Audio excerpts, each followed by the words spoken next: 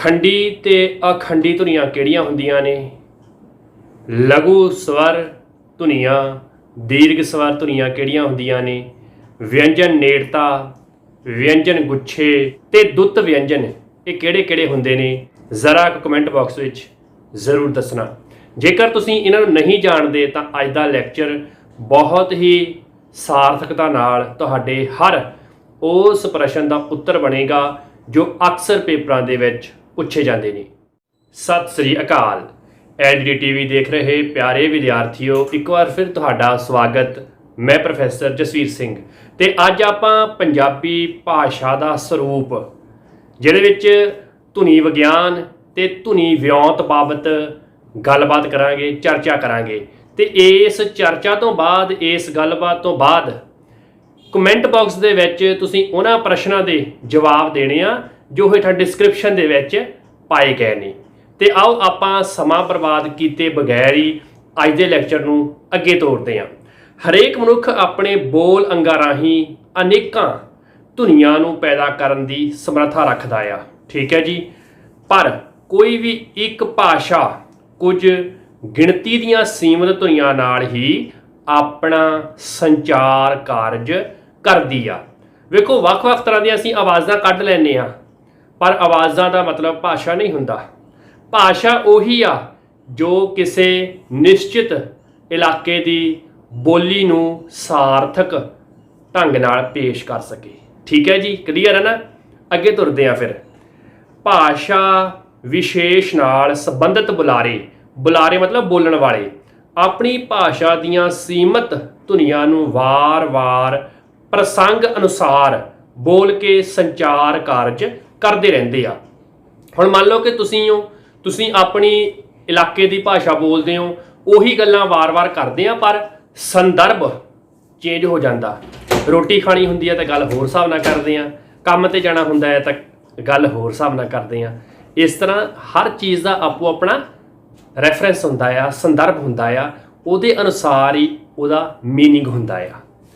धुनी व्योंत फोनोलॉजी जिहनूं आपां कहने आ, क्योंकि कई बार पेपर दे विच पंजाबी च ही PHONOLOGY फोनोलॉजी लिखिया आ जाता है। कई बार पंजाबी च लिख दिंदे आ, आपां कन्फ्यूज हो जाते हैं।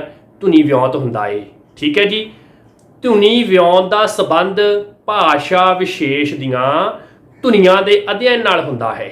ये गल नोट कर लवो, बहुत बार पेपरां में पूछा गया।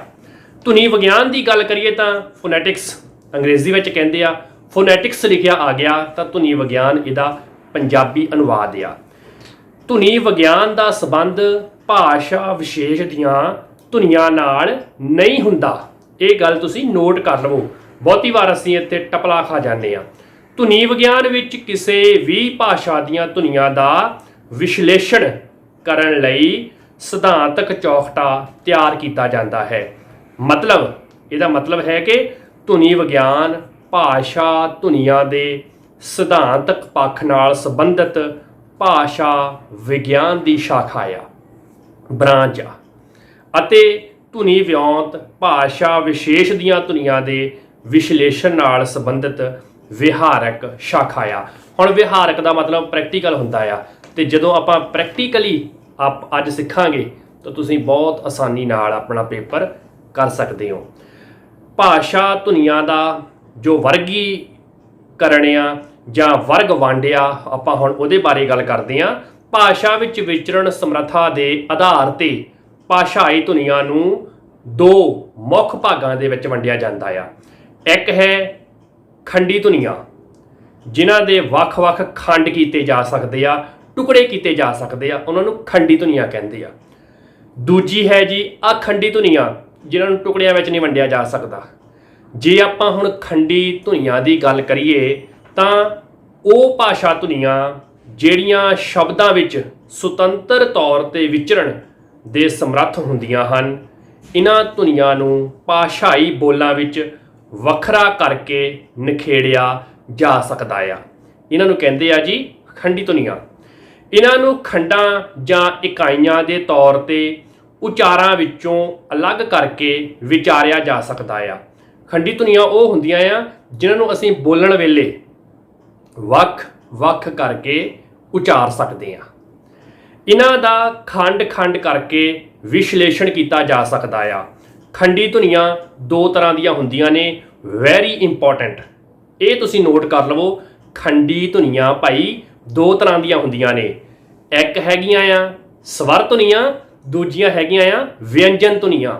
ਆਪਾਂ ਪਿਛਲੇ 2 ਲੈਕਚਰਾਂ ਦੇ ਵਿੱਚ ਬਾਖੂਬੀ ਇਹ ਸਿੱਖਿਆ ਆ ਸਵਰ ਧੁਨੀਆਂ ਕਿਹੜੀਆਂ ਨੇ ਤੇ ਵਿਅੰਜਨ ਧੁਨੀਆਂ ਕਿਹੜੀਆਂ ਨੇ, ਤੁਸੀਂ ਜਾਣਦੇ ਹੋ, ਪਰ ਫਿਰ ਵੀ ਆਪਾਂ ਸੰਖੇਪ ਵਿੱਚ ਅੱਜ ਗੱਲ ਜ਼ਰੂਰ ਕਰਾਂਗੇ।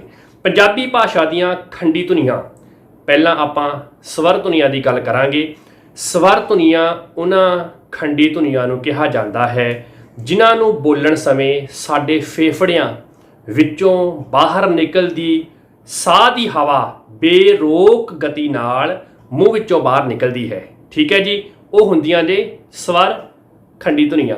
ਖੰਡੀ ਦਾ ਮਤਲਬ ਜਿਨ੍ਹਾਂ ਦੇ ਖੰਡ ਕੀਤੇ ਜਾ ਸਕਦੇ ਆ, ਸਵਰ ਦਾ ਮਤਲਬ ਤੁਸੀਂ ਜਾਣਦੇ ਹੀ ਹੋ, ਹੈ ਕਿ ਨਹੀਂ।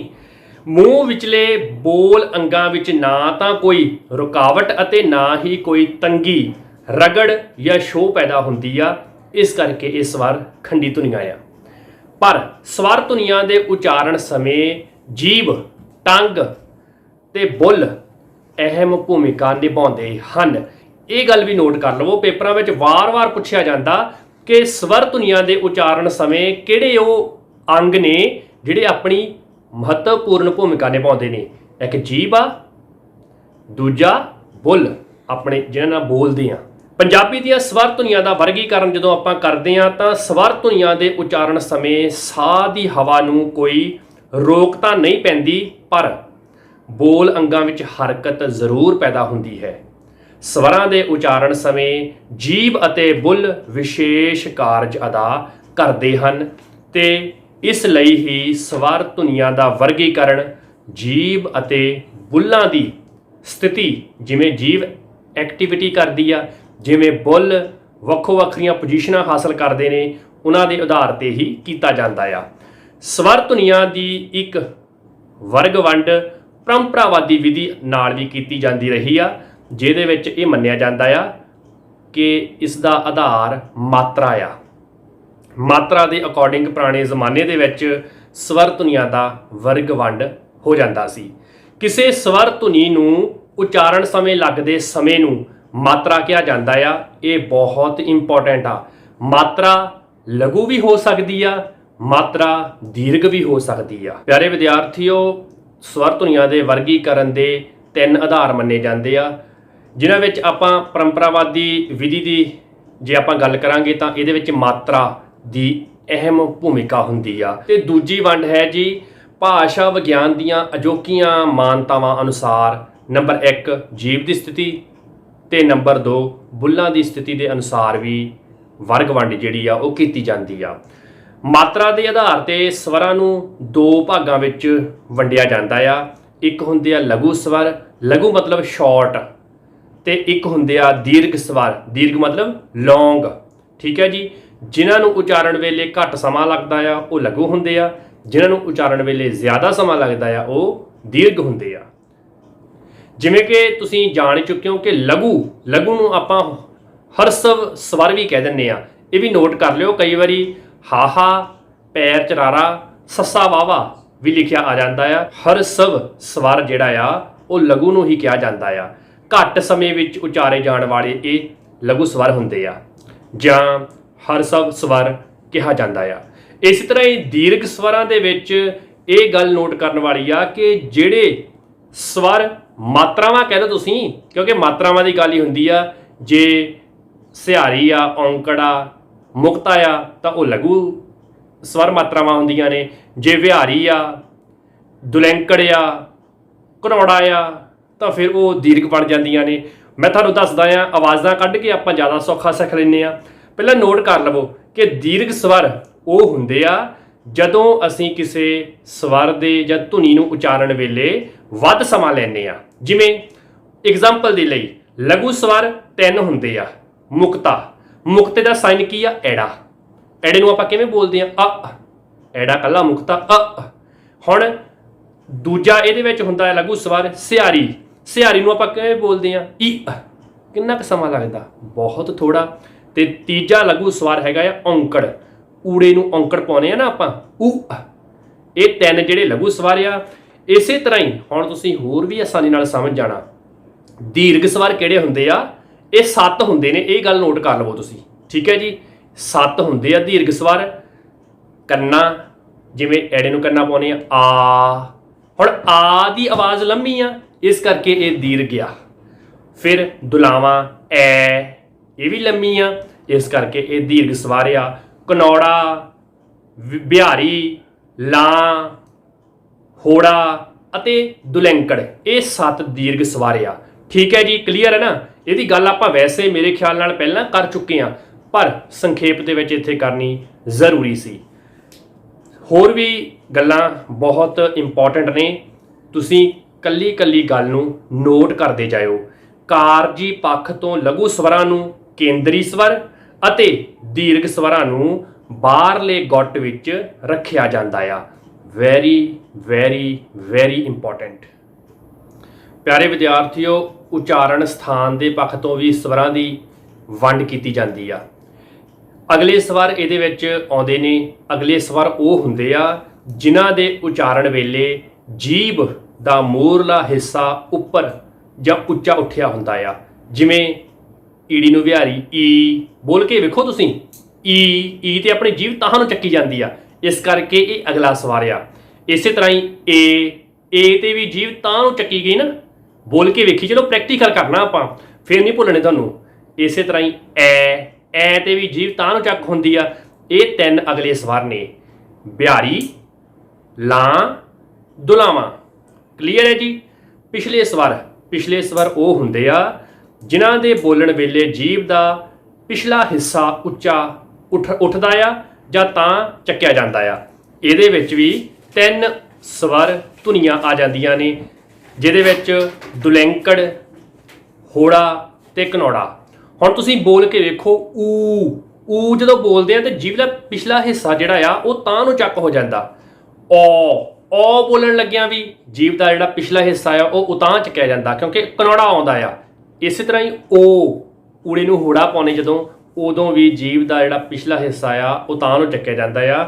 ਇਸ ਕਰਕੇ ਇਹ ਪਿਛਲੇ ਸਵਰ ਅਖਵਾਉਂਦੇ ਆ। ਹੁਣ ਜਦੋਂ ਤੁਸੀਂ ਪ੍ਰੈਕਟੀਕਲੀ ਸਿੱਖ ਗਏ ਹੋ ਤਾਂ ਫਿਰ ਯਾਦ ਆਪਣੇ ਆਪ ਹੀ ਹੋ ਜਾਣਾ। ਇੱਕ ਹੁੰਦੇ ਆ ਜੀ ਵਿਚਕਾਰਲੇ ਸਵਰ। ਆਪਾਂ ਅਗਲੇ ਸਵਰ ਕੀਤੇ, ਪਿਛਲੇ ਸਵਰ ਕੀਤੇ, ਹੁਣ ਵਿਚਕਾਰਲੇ ਸਵਰ ਨੇ। ਦੇਖੋ ਜੀ, ਇਹ ਜੀਭ ਦੇ ਆਧਾਰ ਤੇ ਇਹ ਵਰਗ ਵੰਡ ਹੋਈ ਆ। ਜਿਹੜੇ ਸਥਾਨ ਵਾ, ਜੀਭ ਜਦੋਂ ਅੱਗਿਓਂ ਚੱਕੀ ਜਾਂਦੀ ਆ ਅਗਲੇ ਸਵਰ, ਜਦੋਂ ਪਿੱਛੋਂ ਚੱਕੀ ਜਾਂਦੀ ਆ ਪਿਛਲੇ ਸਵਰ। ਹੁਣ ਜਦੋਂ ਵਿਚਕਾਰਲੇ ਸਵਰਾਂ ਦੀ ਗੱਲ ਆਉਂਦੀ ਆ ਤਾਂ ਇਹਦੇ ਵਿੱਚ 4 ਨੇ। ਕਿਹੜੇ ਕਿਹੜੇ? ਸਿਹਾਰੀ ਈ, ਉ, ਔਂਕੜ ਅ, ਮੁਕਤਾ ਆ, ਕੰਨਾ। ਇਹਨਾਂ ਦੇ ਉਚਾਰਨ ਵੇਲੇ ਜੀਭ ਦਾ ਵਿਚਕਾਰਲਾ ਭਾਗ ਕਾਰਜਸ਼ੀਲ ਹੁੰਦਾ ਆ, ਇਸ ਕਰਕੇ ਇਹਨਾਂ ਨੂੰ ਵਿਚਕਾਰਲੇ ਸਵਰ ਕਿਹਾ ਜਾਂਦਾ ਆ। ਤੇ ਉਚਾਰਨ ਵਿਧੀ ਦੇ ਪੱਖ ਤੋਂ ਵੀ ਸਵਰ ਧੁਨੀਆਂ ਦੀ ਵੰਡ ਜਿਹੜੀ ਆ ਉਹ ਕੀਤੀ ਜਾਂਦੀ ਆ। ਇਹਦੇ ਵਿੱਚ ਉੱਚੇ ਸਵਰ ਆਉਂਦੇ ਨੇ। ਉੱਚੇ ਸਵਰ ਕਿਹੜੇ ਹੁੰਦੇ ਨੇ? ਈੜੀ ਨੂੰ ਵਿਹਾਰੀ ਈ, ਊੜੇ ਦੁਲੈਂਕੜ ਊ, ਇਹ ਉੱਚੇ ਸਵਰ ਨੇ। ਇਹਨਾਂ ਸਵਰਾਂ ਦੇ ਬੋਲਣ ਵੇਲੇ ਜੀਭ ਵੱਧ ਤੋਂ ਵੱਧ ਉੱਪਰ ਉੱਠਦੀ ਆ। ਪੰਜਾਬੀ ਦਾ ਹੋਰ ਕੋਈ ਵੀ ਸਵਰ ਇਹਨਾਂ ਤੋਂ ਉੱਚਾ ਨਹੀਂ ਹੁੰਦਾ। ਈ, ਊ ਜਦੋਂ ਆਪਾਂ ਇਸ ਤਰ੍ਹਾਂ ਬੋਲਦੇ ਆ ਤਾਂ ਜੀਭ ਜਿੰਨੀ ਵੱਧ ਤੋਂ ਵੱਧ ਉੱਚੀ ਉੱਠ ਸਕਦੀ ਆ, ਉਸ ਦੇ ਅਨੁਸਾਰ ਹੀ ਇਹ 2 ਉੱਚੇ ਸਵਰ ਮੰਨੇ ਜਾਂਦੇ ਆ। ਅੱਧ ਉੱਚੇ ਸਵਰਾਂ ਦੇ ਵਿੱਚ ਈ ਤੇ ਉ ਭਾਵ ਸਿਹਾਰੀ ਤੇ ਔਂਕੜ ਆ ਜਾਂਦੇ ਆ। ਇਹਨਾਂ ਦੇ ਉਚਾਰਨ ਵੇਲੇ ਜੀਭ ਈ ਤੇ ਊ, ਬਿਹਾਰੀ ਤੇ ਦੁਲੈਂਕੜ ਦੇ ਉਚਾਰਨ ਨਾਲੋਂ ਥੋੜੀ ਘੱਟ ਉੱਚੀ ਉੱਠਦੀ ਆ। ਇਸ ਕਰਕੇ ਇਹ ਅੱਧ ਜਾਂ ਅਰਧ ਉੱਚੇ ਸਵਰ ਮੰਨੇ ਜਾਂਦੇ ਆ। ਨੀਵੇਂ ਸਵਰ ਕਿਹੜੇ ਕਿਹੜੇ ਆ? ਐ ਮਤਲਬ ਦੁਲਾਵਾਂ, ਆ ਮਤਲਬ ਕੰਨਾ, ਔ ਮਤਲਬ ਕਨੌੜਾ। ਇਹਨਾਂ ਦੇ ਉਚਾਰਨ ਸਮੇਂ ਜੀਭ ਦੀ ਸਥਿਤੀ ਬਿਲਕੁਲ ਨੀਵੀਂ ਹੁੰਦੀ ਆ, ਇਸ ਕਰਕੇ ਇਹ ਨੀਵੇਂ ਸਵਰ ਆ। ਅਰਧ ਨੀਵੇਂ ਜਾਂ ਅੱਧ ਨੀਵੇਂ ਸਵਰਾਂ ਦੇ ਵਿੱਚ ਏ, ਈੜੀ ਲਾਮ, ਅ, ਮੁਕਤਾ, ਓ, ਹੋੜਾ। ਇਹਨਾਂ ਦੇ ਉਚਾਰਨ ਵੇਲੇ ਜੀਭ ਦੀ ਸਥਿਤੀ ਪਹਿਲਾਂ ਨਾਲੋਂ ਘੱਟ ਨੀਵੀਂ ਹੁੰਦੀ ਆ, ਇਸ ਕਰਕੇ ਇਹਨਾਂ ਨੂੰ ਅੱਧ ਨੀਵੇਂ ਜਾਂ ਅਰਧ ਨੀਵੇਂ ਸਵਰਾਂ ਦੇ ਵਿੱਚ ਰੱਖਿਆ ਜਾਂਦਾ ਆ। ਤੇ ਹੁਣ ਜ਼ਰਾ ਕੁ ਧਿਆਨ ਦਿਓ ਕਿ ਉੱਚੇ ਸਵਰਾਂ ਨੂੰ ਬੰਦ ਸਵਰ ਵੀ ਕਿਹਾ ਜਾਂਦਾ ਆ, ਨੀਵੇਂ ਸਵਰਾਂ ਨੂੰ ਖੁੱਲੇ ਸਵਰ ਵੀ ਕਿਹਾ ਜਾਂਦਾ ਹੈ। Very very very important. ਜਦੋਂ ਜੀਭ ਉੱਚੀ ਸਥਿਤੀ ਵਿੱਚ ਹੁੰਦੀ ਹੈ ਤਾਂ ਮੂੰਹ ਪੋਲ ਦਾ ਰਾਹ ਸੌੜਾ ਜਾਂ ਕਹਿ ਲਓ ਕਿ ਤੰਗ ਹੋ ਜਾਂਦਾ ਹੈ, ਤੇ ਜਦੋਂ ਜੀਭ ਵੱਧ ਤੋਂ ਵੱਧ ਹੇਠਲੇ ਪਾਸੇ ਵੱਲ ਦੱਬੀ ਹੁੰਦੀ ਹੈ ਤਾਂ ਮੂੰਹ ਪੋਲ ਦਾ ਰਾਹ ਮਤਲਬ ਸਾਡਾ ਮੂੰਹ ਪੂਰਾ ਖੁੱਲਾ ਹੋ ਜਾਂਦਾ ਆ। ਇਸ ਕਰਕੇ ਜਿਹੜੇ ਨੀਵੇਂ ਸਵਰ ਆ ਉਹ ਖੁੱਲੇ ਸਵਰ ਆ, ਤੇ ਜਦੋਂ ਅਸੀਂ ਉੱਚੇ ਸਵਰਾਂ ਦੀ ਗੱਲ ਕਰਦੇ ਆ ਤਾਂ ਉਹ ਬੰਦ ਹੋ ਜਾਂਦੇ ਆ, ਕਿਉਂਕਿ ਸਾਡੀ ਜੀਭ ਜਿਹੜੀ ਆ ਉਹ ਮੂੰਹ ਨੂੰ ਢੱਕ ਲੈਂਦੀ ਆ, ਰੋਕ ਲੈਂਦੀ ਆ, ਤੇ ਮੂੰਹ ਪੋਲ ਜਿਹੜਾ ਆ ਉਹ ਕਵਰ ਹੋ ਜਾਂਦਾ। ਵਿਦਿਆਰਥੀਓ, ਨੀਵੇਂ ਸਵਰਾਂ ਨੂੰ ਖੁੱਲੇ ਸਵਰ ਕਿਹਾ ਜਾਂਦਾ ਆ, ਅੱਧ ਨੀਵੇਂ ਸਵਰਾਂ ਨੂੰ ਅੱਧ ਖੁੱਲੇ ਸਵਰ ਕਿਹਾ ਜਾਂਦਾ ਆ। ਇਹ ਗੱਲਾਂ ਵੀ ਨੋਟ ਕਰ ਲਿਓ। ਵਰਗ ਵੰਡ ਦੇ ਆਧਾਰ ਤੇ ਦੋ ਤਰ੍ਹਾਂ ਆਪਾਂ ਸਵਰਾਂ ਦੀ ਵੰਡ ਕਰਦੇ ਆ। ਬੁੱਲਾਂ ਦੇ ਆਕਾਰ ਨਾਲ ਜੇ ਆਪਾਂ ਹੁਣ ਗੱਲ ਕਰੀਏ ਤਾਂ ਉਹਦੇ ਵਿੱਚ ਗੋਲ ਸਵਰ ਆਉਂਦੇ ਆ, ਜਿਵੇਂ ਆਪਣੇ ਬੁੱਲ ਕਦੇ ਗੋਲ ਹੋ ਜਾਂਦੇ ਆ, ਆ ਵੇਖੋ ਉਹ ਬੋਲਦੇ ਆ ਗੋਲ ਹੋ ਗਿਆ ਨਾ, ਇਹ ਗੋਲ ਸਵਰ ਮੰਨੇ ਜਾਂਦੇ ਆ। ਇਹ ਗੋਲ ਸਵਰ ਕਿਹੜੇ ਹੁੰਦੇ ਆ? ਚਾਰ ਤਰ੍ਹਾਂ ਦੇ ਹੁੰਦੇ ਆ। ਪਹਿਲੀ ਗੱਲ ਤਾਂ ਗੋਲ ਸਵਰ ਊੜੇ ਵਾਲੇ ਜਿੰਨੇ ਵੀ ਹੋਣਗੇ, ਪਹਿਲੀ ਗੱਲ ਤਾਂ ਉਹ ਸਾਰੇ ਦੇ ਸਾਰੇ ਓ ਊ ਇਹ ਗੋਲ ਨੇ। ਇਸ ਤੋਂ ਇਲਾਵਾ ਕਨੌੜਾ ਓ ਬੋਲ ਕੇ ਵੇਖੋ, ਓ ਵੀ ਜਿਹੜਾ ਆ ਉਹ ਗੋਲ ਸਵਰ ਆ। ਇਹ ਚਾਰ ਜਿਹੜੇ ਨੇ ਗੋਲ ਸਵਰ ਨੇ ਬੁੱਲਾਂ ਦੀ ਸਥਿਤੀ ਦੇ ਅਨੁਸਾਰ। ਆਪਾਂ ਜੀਭ ਦੀ ਗੱਲ ਕਰ ਚੁੱਕੇ ਹਾਂ, ਹੁਣ ਬੁੱਲਾਂ ਦੀ ਸਥਿਤੀ ਦੀ ਗੱਲ ਕਰ ਰਹੇ ਹਾਂ। ਬੁੱਲਾਂ ਦੀ ਸਥਿਤੀ ਦੇ ਅਨੁਸਾਰ ਜਿਵੇਂ ਬੁੱਲ ਆਕਾਰ ਬਣਾਉਂਦੇ ਨੇ ਉਹੋ ਜਿਹੇ ਸਵਰ ਮੰਨੇ ਜਾਂਦੇ ਆ। ਗੋਲ ਸਵਰ ਚਾਰ ਤਰ੍ਹਾਂ ਦੇ ਹੁੰਦੇ ਨੇ, ਜਿਨ੍ਹਾਂ ਸਵਰਾਂ ਨੂੰ ਉਚਾਰਨ ਸਮੇਂ ਬੁੱਲ ਗੋਲਾਈਦਾਰ ਹੋ ਜਾਂਦੇ ਹਨ ਉਹਨਾਂ ਨੂੰ ਗੋਲ ਸਵਰ ਕਿਹਾ ਜਾਂਦਾ ਆ। ਠੀਕ ਹੈ ਜੀ। ਇਸੇ ਤਰ੍ਹਾਂ ਹੀ ਇਹਦੀ ਦੂਜੀ ਸ਼੍ਰੇਣੀ ਆ ਜਾਂ ਦੂਜੀ ਵੰਡ ਆ ਗੋਲ ਸਵਰ ਜਾਂ ਗੁਲਾਈ ਰਹਿਤ ਸਵਰ। ਇਹ 6 ਤਰ੍ਹਾਂ ਦੇ ਹੁੰਦੇ ਆ, ਕਿਉਂਕਿ 4 ਤਰ੍ਹਾਂ ਦੇ ਆਪਾਂ ਗੱਲ ਕਰ ਚੁੱਕੇ ਆ। ਬਾਕੀ ਜੋ ਰਹਿ ਗਏ ਉਹ 6 ਤਰ੍ਹਾਂ ਦੇ ਅਗੋਲ ਜਾਂ ਗੁਲਾਈ ਰਹਿਤ ਸਵਰ ਹੁੰਦੇ ਆ। ਈ, ਏ, ਈ, ਐ, ਆ, ਇਹ ਜਿੰਨੇ ਵੀ ਹੈਗੇ ਨੇ ਅਗੋਲ ਸਵਰ ਮੰਨੇ ਜਾਂਦੇ ਆ। ਹੁਣ ਤੁਹਾਨੂੰ ਗੋਲ ਯਾਦ ਰੱਖਣਾ ਸੌਖਾ ਹੀ ਆ, 4 ਹੁੰਦੇ ਆ, 3 ਊੜੇ ਵਾਲੇ, 1 ਕਨੌੜਾ। ਠੀਕ ਹੈ ਜੀ। ਪੰਜਾਬੀ ਦੇ ਸਾਰੇ ਸਵਰ ਨਾਦੀ ਹੁੰਦੇ ਹਨ। Very important. ਨਾਦ ਮਤਲਬ ਆਵਾਜ਼, ਵੌਇਸਡ। ਆਪਾਂ ਜਿਹੜੀ ਵੌਇਸ ਆਪਾਂ ਆਵਾਜ਼ ਦੀ ਗੱਲ ਕਰਦੇ ਆ ਉਹ ਨਾਦੀ ਸਵਰ ਮੰਨੇ ਜਾਂਦੇ ਆ। ਹਰੇਕ ਸਵਰ ਦਾ ਨਾਸਕੀ ਰੂਪ ਵੀ ਮਿਲਦਾ ਹੈ। ਨਾਸਕੀ ਹੁੰਦੀ ਹੈ ਨਾਸਾਂ ਵਿੱਚ ਦੀ ਆਵਾਜ਼ ਨਿਕਲਣੀ, ਨੱਕ ਵਿੱਚ ਦੀ ਆਵਾਜ਼ ਨਿਕਲਣੀ, ਨੈਸਲ। ਹਰੇਕ ਸਵਰ ਉੱਤੇ ਸੁਰ ਮਤਲਬ ਟੋਨ ਵੀ ਆ ਸਕਦੀ ਹੈ। ਇਹ ਅਹਿਮ ਨੁਕਤੇ ਜਿਹੜੇ ਆ ਇਹ ਤੁਸੀਂ ਜ਼ਿਹਨ 'ਚ ਬਿਠਾ ਲਵੋ। ਪੰਜਾਬੀ ਸਵਰ ਧੁਨੀਆਂ ਦੀ ਵਰਤੋਂ ਵਿਆਉਣ ਦੀ ਗੱਲ ਕਰੀਏ ਤਾਂ ਪੰਜਾਬੀ ਦੇ 10 ਸਵਰਾਂ ਵਿੱਚੋਂ ਲਘੂ ਸਵਰ ਈ, ਊ, ਆ, ਸਿਹਾਰੀ, ਔਂਕੜ, ਮੁਕਤਾ, ਇਹ 3 ਲਘੂ ਸਵਰ ਵਾ ਸ਼ਬਦ ਦੀ ਅਖੀਰਲੀ ਸਥਿਤੀ ਵਿੱਚ ਨਹੀਂ ਉਚਾਰੇ ਜਾਂਦੇ। ਜਿੱਥੇ ਵੀ ਸਿਹਾਰੀ ਆਖਰ ਤੇ ਆਉਂਦੀ ਆ, ਔਂਕੜ ਆਉਂਦਾ ਆ ਜਾਂ ਮੁਕਤਾ ਆਉਂਦਾ ਆ ਤਾਂ ਉਹ ਆਪਾਂ ਆਮ ਤੌਰ ਤੇ ਨਹੀਂ ਉਚਾਰਦੇ।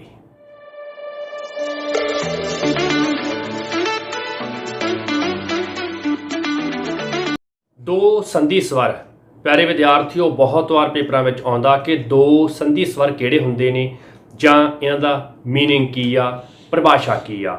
ਜਦੋਂ 2 ਸਵਰਾਂ ਦਾ ਉਚਾਰਨ ਆਪਸ ਵਿੱਚ ਇਉਂ ਖੁੱਭਿਆ ਹੋਵੇ ਕਿ ਉਹ ਇੱਕ ਹੀ ਜਾਪਣ ਤਾਂ ਸਵਰਾਂ ਦੇ ਅਜਿਹੇ ਸੰਯੋਗ ਨੂੰ 2 ਸੰਧੀ ਸਵਰ ਕਿਹਾ ਜਾਂਦਾ ਆ। ਉਦਾਹਰਨ ਦੇ ਲਈ ਪਿਓ। ਹੁਣ ਇਹ ਆਪਣੇ ਕੋਲ ਇੱਕ ਸ਼ਬਦ ਆ, ਜਦੋਂ ਇਹਦੇ ਵਿੱਚ ਆਪਾਂ 2 ਸੰਧੀ ਸਵਰਾਂ ਦੀ ਗੱਲ ਕਰਨੀ ਆ ਤਾਂ ਈ ਪਲੱਸ ਊ, ਇਹ 2 ਸਵਰ ਨੇ ਆਪਸ ਵਿੱਚ ਰਲੇ ਹੋਏ। ਹੁਣ ਤੁਸੀਂ ਕਹੋਗੇ ਕਿ ਬਣੇ ਕਿੱਦਾਂ ਆ, ਤਾਂ ਤੁਹਾਨੂੰ ਇਹ ਸਮਝਣਾ ਪਊਗਾ। ਪੱਪਾ ਜਮਾ ਈੜੀ ਨੂੰ ਸਿਹਾਰੀ ਜਮਾ ਊੜੇ ਨੂੰ ਔਂਕੜ, ਇਹ ਪਿਓ ਐਂ ਬਣਿਆ ਹੋਇਆ ਆ ਕਿਉਂਕਿ ਹਮੇਸ਼ਾ ਹੀ 3 ਆਪਣੇ ਕੋਲ ਸਵਰ ਵਾਹਕ ਹੁੰਦੇ ਨੇ, ਊੜਾ, ਆੜਾ ਤੇ ਈੜੀ। ਇਹ ਸਵਰ ਵਾਹਕ ਨੇ। ਜਿੰਨੀਆਂ ਵੀ ਸਵਰ ਮਾਤਰਾਵਾਂ ਨੇ ਉਹ ਇਹਨਾਂ ਤਿੰਨਾਂ ਦੇ ਨਾਲ ਹੀ ਲੱਗਦੀਆਂ ਆ। ਤੇ ਜਦੋਂ ਆਪਾਂ ਇੱਥੇ ਪੱਪੇ ਨੂੰ ਸਿਹਾਰੀ ਵੇਖਦੇ ਆ ਤਾਂ ਇਹ ਪੱਪੇ ਨੂੰ ਸਿਹਾਰੀ ਨਹੀਂ, ਅਸਲ ਵਿੱਚ ਇਹ ਈੜੀ ਨੂੰ ਸਿਹਾਰੀ ਆ, ਕਿਉਂਕਿ ਮਾਤਰਾ ਤਾਂ ਈੜੀ ਨੂੰ ਲੱਗਦੀ ਹੁੰਦੀ ਆ ਸਿਹਾਰੀ ਦੀ। ਇਸ ਕਰਕੇ ਇੱਥੇ ਜਦੋਂ ਆ ਦੋ ਸਵਰ ਮਾਤਰਾਵਾਂ ਇਕੱਠੀਆਂ ਹੋ ਜਾਂਦੀਆਂ ਨੇ ਉਹਨਾਂ ਨੂੰ ਦੋ ਸੰਧੀ ਸਵਰ ਕਿਹਾ ਜਾਂਦਾ ਆ। ਉਦਾਹਰਣ ਆਪਾਂ ਇੱਕ ਹੋਰ ਵੇਖ ਸਕਦੇ ਹਾਂ, ਜਿਵੇਂ ਗਈ। ਗਈ ਦੇ ਵਿੱਚ ਗੱਗਾ ਵਿਅੰਜਨ ਪਲੱਸ ਗ ਗ ਅ ਦੀ ਆਵਾਜ਼ ਆਉਂਦੀ ਨਾ, ਐੜਾ ਹੋ ਗਿਆ ਜਮਾ ਈ ਗ ਈ। ਹੁਣ ਗ ਈ ਦੇ ਵਿੱਚ ਐੜਾ ਵੀ ਮੁਕਤਾ ਦੀ ਸਾਈਨ ਵਾ, ਇਹ ਸਵਰ ਹੋ ਗਿਆ। ਬਿਹਾਰੀ ਜਿਹੜੀ ਆ ਈ ਦੀ ਆਵਾਜ਼ ਦਿੰਦੀ ਆ, ਇਹ ਵੀ ਦੋ ਸੰਧੀ ਸਵਰਾਂ ਦੀ ਸ਼੍ਰੇਣੀ ਦੇ ਵਿੱਚ ਆ ਜਾਂਦੇ ਆ। ਉਮੀਦ ਹੈ ਕਿ ਤੁਸੀਂ ਸਮਝ ਰਹੇ ਹੋਵੋਗੇ, ਤੇ ਜੇ ਕੋਈ ਡਾਊਟ ਆ ਤਾਂ ਤੁਸੀਂ ਕਮੈਂਟ ਬਾਕਸ ਦੇ ਵਿੱਚ ਕਮੈਂਟ ਜ਼ਰੂਰ ਕਰਿਓ। ਪਿਆਰੇ ਵਿਦਿਆਰਥੀਓ, ਇੱਕ ਨੁਕਤਾ ਹੋਰ ਬਹੁਤ ਅਹਿਮ ਆ, ਨੋਟ ਕਰ ਲਵੋ ਕਿ ਇਹਨਾਂ ਸਭਨਾਂ ਦੋ ਸੰਧੀ ਸਵਰਾਂ ਵਿੱਚ ਪਹਿਲਾ ਸਵਰ ਲਘੂ ਅਤੇ ਦੂਜਾ ਸਵਰ ਦੀਰਘ ਹੁੰਦਾ ਆ।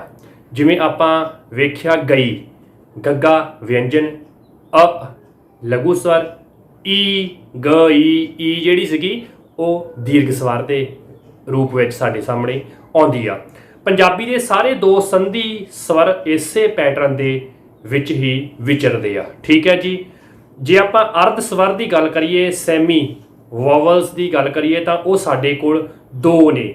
ਮੈਂ ਤੁਹਾਨੂੰ ਪਿਛਲੇ ਲੈਕਚਰ ਵਿੱਚ ਵੀ ਦੱਸਿਆ ਸੀ, ਯਈਆ ਤੇ ਵਾਵਾ ਦੋ ਅਰਧ ਸਵਰ ਮੰਨੇ ਜਾਂਦੇ ਆ ਪੰਜਾਬੀ ਭਾਸ਼ਾ ਦੇ ਵਿੱਚ। ਇਹਨਾਂ ਦਾ ਉਚਾਰਨ ਸਰਕਮਾ ਹੁੰਦਾ ਹੈ, ਵੈਰੀ ਇੰਪੋਰਟੈਂਟ। ਯਈਆ ਤੇ ਵਾਵਾ ਧੁਨੀਆਂ ਦਾ ਉਚਾਰਨ ਸਰਕਮਾ ਹੁੰਦਾ ਆ।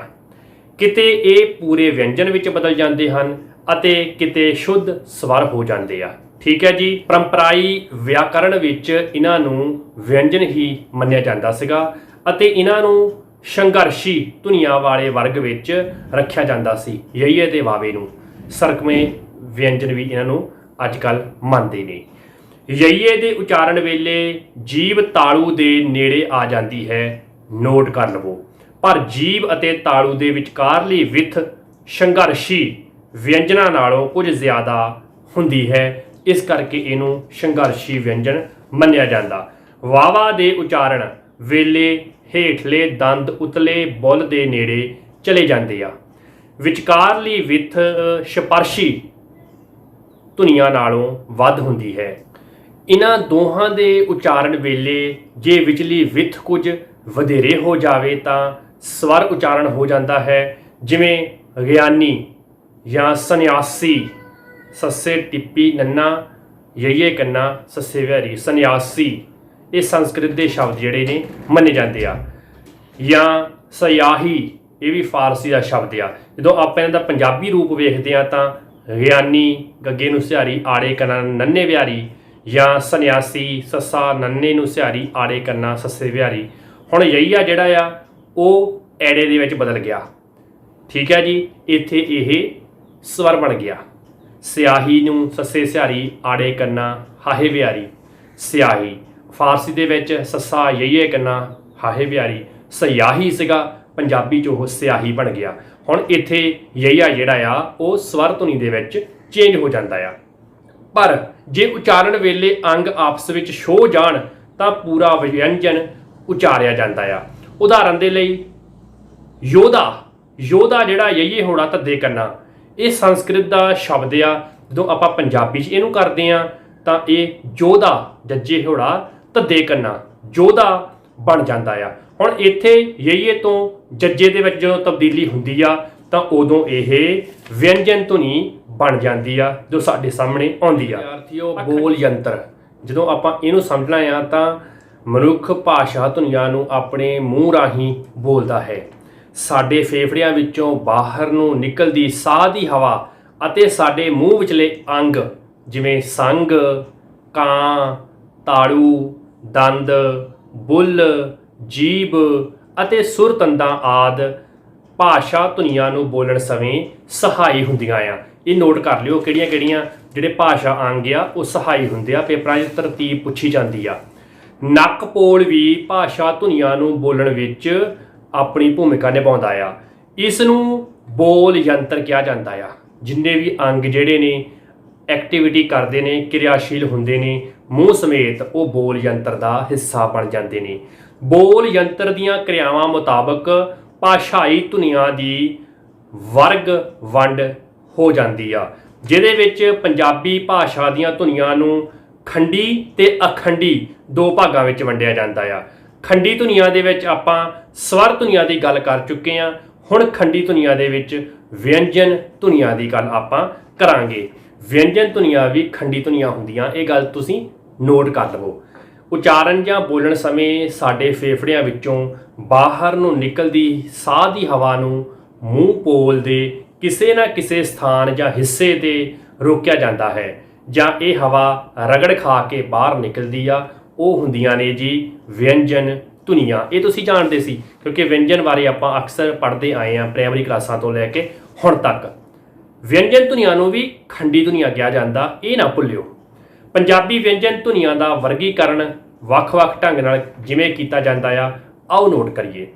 ਜਿਨ੍ਹਾਂ ਉਚਾਰਨ ਅੰਗਾਂ ਉੱਤੇ ਸਾਹ ਦੀ ਹਵਾ ਨੂੰ ਰੋਕਿਆ ਜਾਂਦਾ ਹੈ ਉਹਨਾਂ ਨੂੰ ਸੁਸਤ ਜਾਂ ਫਿਰ ਅਕਿਰਿਆਸ਼ੀਲ ਉਚਾਰਨ ਅੰਗ ਕਿਹਾ ਜਾਂਦਾ ਆ। Very important.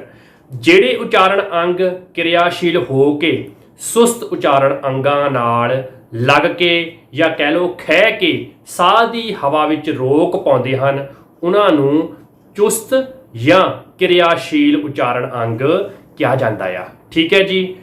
ਚੁਸਤ ਉਚਾਰਨ ਅੰਗਾਂ ਦੇ ਵਿੱਚ ਜਿਹੜੇ ਜਿਹੜੇ ਅੰਗ ਆਉਂਦੇ ਨੇ, ਚੁਸਤ ਉਚਾਰਨ ਅੰਗ, ਜੀਭ ਐਕਟਿਵ ਹਮੇਸ਼ਾ ਰਹਿੰਦੀ ਆ, ਜਿਹੜੇ ਹਿੱਲਦੇ ਆ, ਚੁਸਤ ਉਹੀ ਆ ਜਿਹੜੇ ਹਿੱਲਦੇ ਆ, ਜੀਭ ਹਿੱਲਦੀ ਆ, ਹੇਠਲੇ ਬੁੱਲ ਉਹ ਵੀ ਹਿੱਲਦੇ ਆ, ਹੇਠਲੇ ਦੰਦ ਇਹ ਵੀ ਹਿੱਲਦੇ ਆ। ਆ ਵੇਖੋ ਜਦੋਂ ਮੈਂ ਬੋਲਦਾ ਆ ਸਾਰਾ ਜਿਹੜਾ ਥੱਲੜਾ ਹਿੱਸਾ ਤਾਂ ਨੂੰ ਠਾਂ ਨੂੰ ਹੁੰਦਾ ਇਹ ਹਿੱਲਦਾ ਨਾ।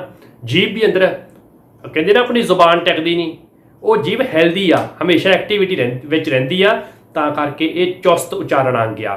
ਹੁਣ ਜਦੋਂ ਆਪਾਂ ਸੁਸਤ ਉਚਾਰਨ ਅੰਗਾਂ ਦੀ ਗੱਲ ਕਰਦੇ ਹਾਂ, ਤਾਲੂ ਕਦੇ ਵੀ ਨਹੀਂ ਹਿੱਲਦਾ, ਉਹ ਇੱਕੋ ਥਾਂ ਜੁੜਿਆ ਰਹਿੰਦਾ।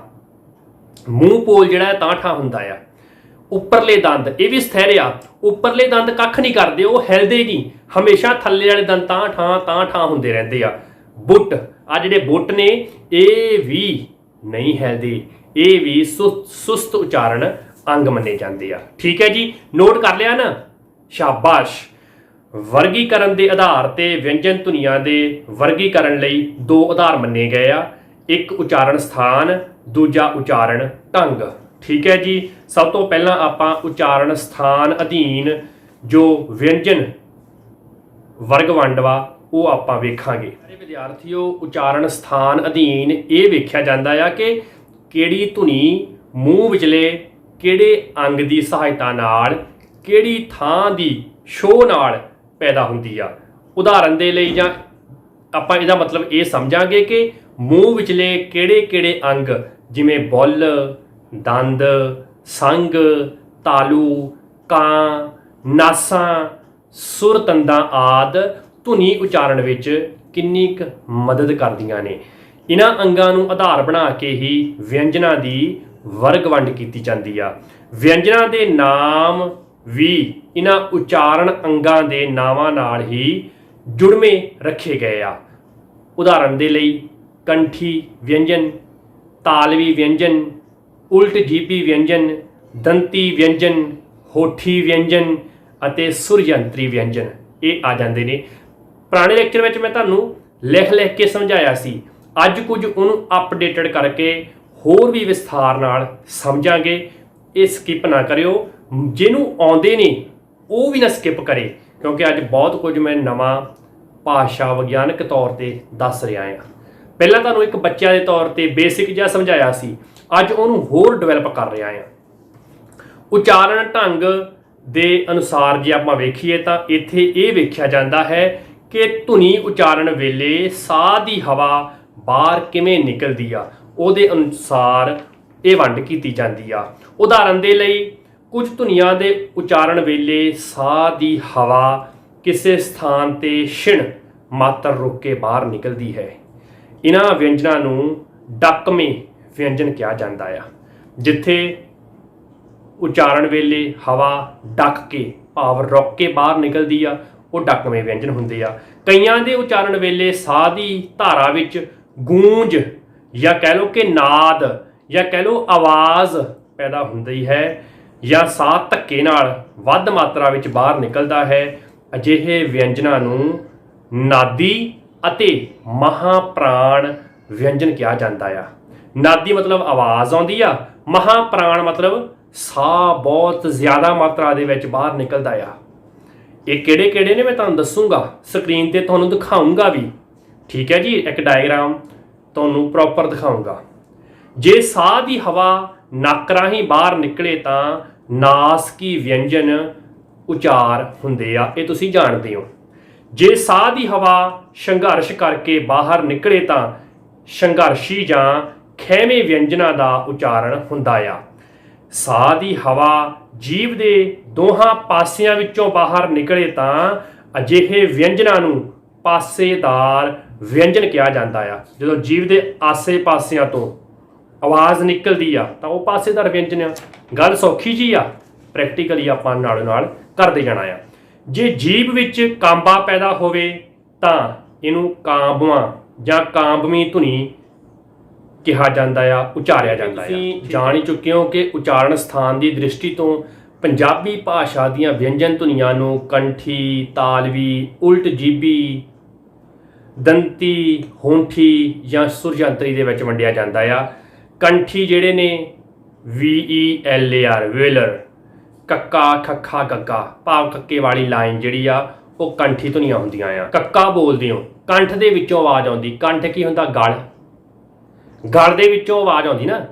ਕੱਕਾ ਬੋਲ ਕੇ ਵੇਖੋ, ਖੱਖਾ, ਗੱਗਾ, ਇਹ ਸਾਡੇ ਗਲ ਚੋਂ ਜਦੋਂ ਆਵਾਜ਼ ਆਉਂਦੀ ਆ ਇਹਨਾਂ ਨੂੰ ਕੰਠੀ ਧੁਨੀਆਂ ਕਿਹਾ ਜਾਂਦਾ ਆ।